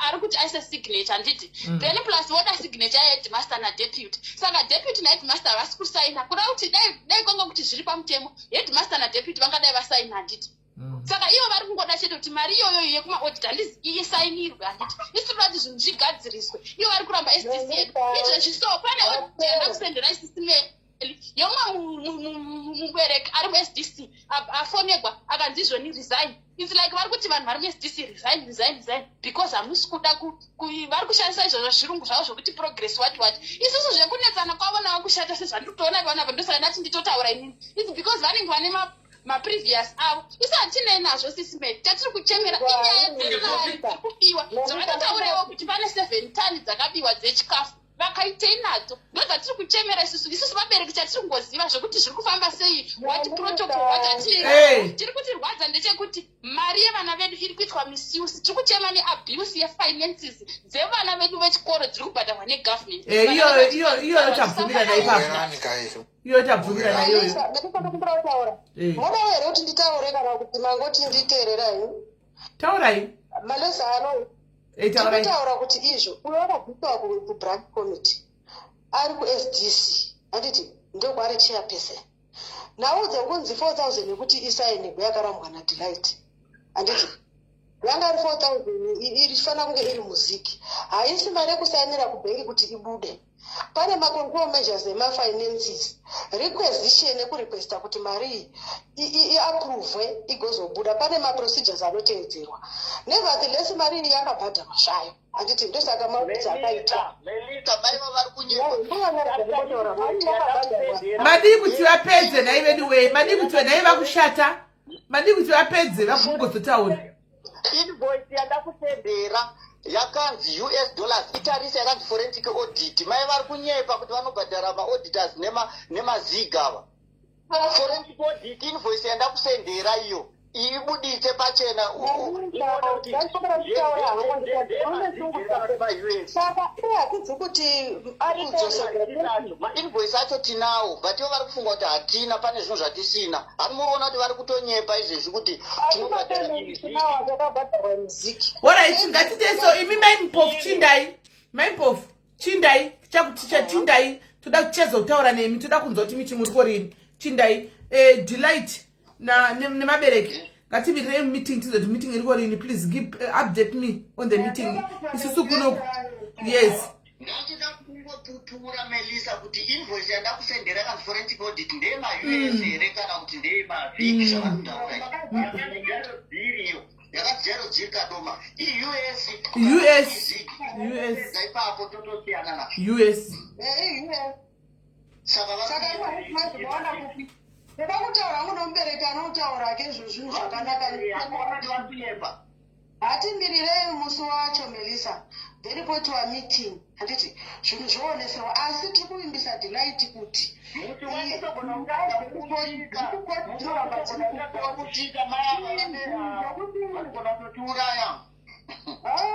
Delight alright, ari munoona Melissa? Uri kunzwa zvitaurwa naDelight? Anzichi?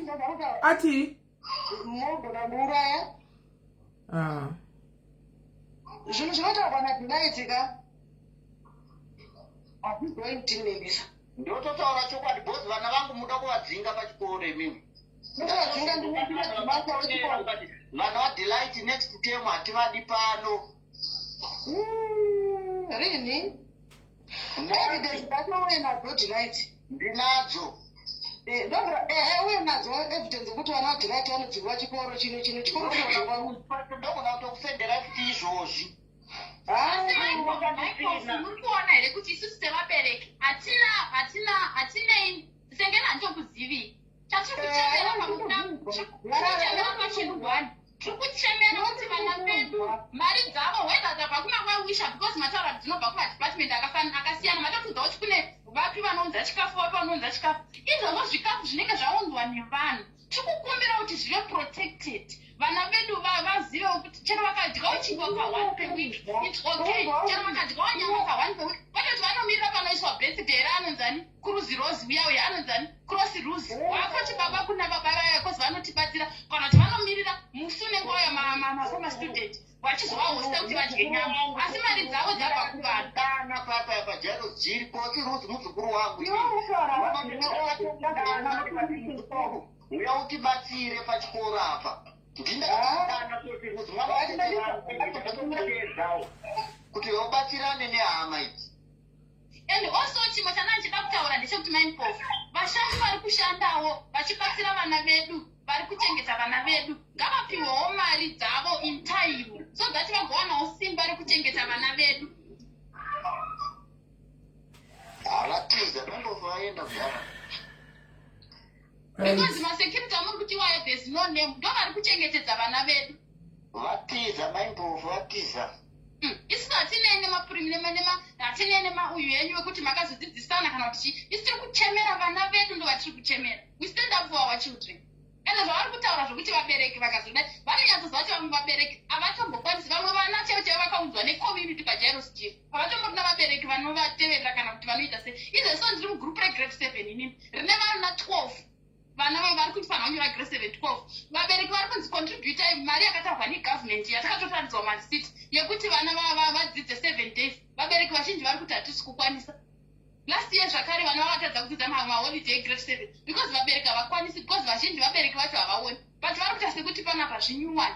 Isusu chatinongosumukira iti we are standing up for these vana vedu isusu because vana ivavo vanogona zvenyu ruzhinji rwezimbabwe vana ivavo vanonzwisa tsitsi vana ivavo vano staff yejarosjil ndataura ini kubata vana zvakanaka but vekumusoro ndo vari kubata mafunds ndo vari kuita abuse of funds dzevana.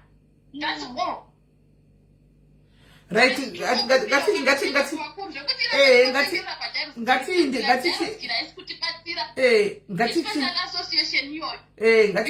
kuti taiendesa kumusoro ngatichinsaimbozatichi ini ndabva kubasa makuseni you remember ndabva kubasa namborara so pfungwa dzangu pamwe pacho dzatove locked handichatofungizi zviri straight because kubva remember tanaurara usiku wese iyo zvinezvi ndatanga nenyaya ichiti ndichaita 1 hour ndobva ndapedza dzatove 4 I never slept.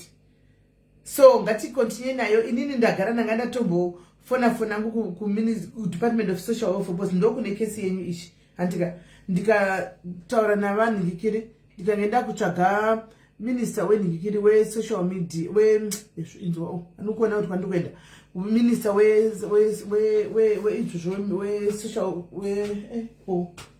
zvatokutauramisha zvezvi handisika kuti nditaure navo vamavhima ndivaudze kuti zvakamira so please simple pay out I'm not only right now handichatokwanise kuti nditaure pfungwa dzangu dzave locked I've been dzinototiza then we continue again ndokudzwa chichikuitika. Wamaita basa sisimeni and ndotenda kuti ruzhinji rwezimbabwe ende matibatsira because I know kuti iko zvino vazhinji vanga vachitoona ndizvo vangachitoona mukatarisa kuti ivo panga vachitove pana pacho mainhingikiri vanga vasi comfortable that's why she kept coming back because vanzati zvinovaparadza ende kuparadza manje kuparadza nevana venyu uri kuona kuparadza nevana venyu saka ndandichara kuti kuichiridza ndisaka varamba vachingodzoka pano ndisaka baba vaya varamba vakomenda kuramba chingoichiriridza cheteka kutoziva kuti panenge pakatoipa kukanganisira vana venyu futi ndovakusafazve saka ndandine nhamba totaura nditi ndindonotaofa imi guys pfungwa dzangu dzakatoloka izvozvi pfungwa dzangu dzazoloka guys nyaya yoenda kumberi zvazvino chimborega nimbosorora guys I'm not okay honestly guys I'm not okay hanamborara pamangana ndongachida kubasa so I need to sleep early naimi ndatoidaidzwa nabills kuti muye platform kwangu ndasi I don't think I'll manage to go there because ndakatolokiwa I'm locked hazvisi kubuda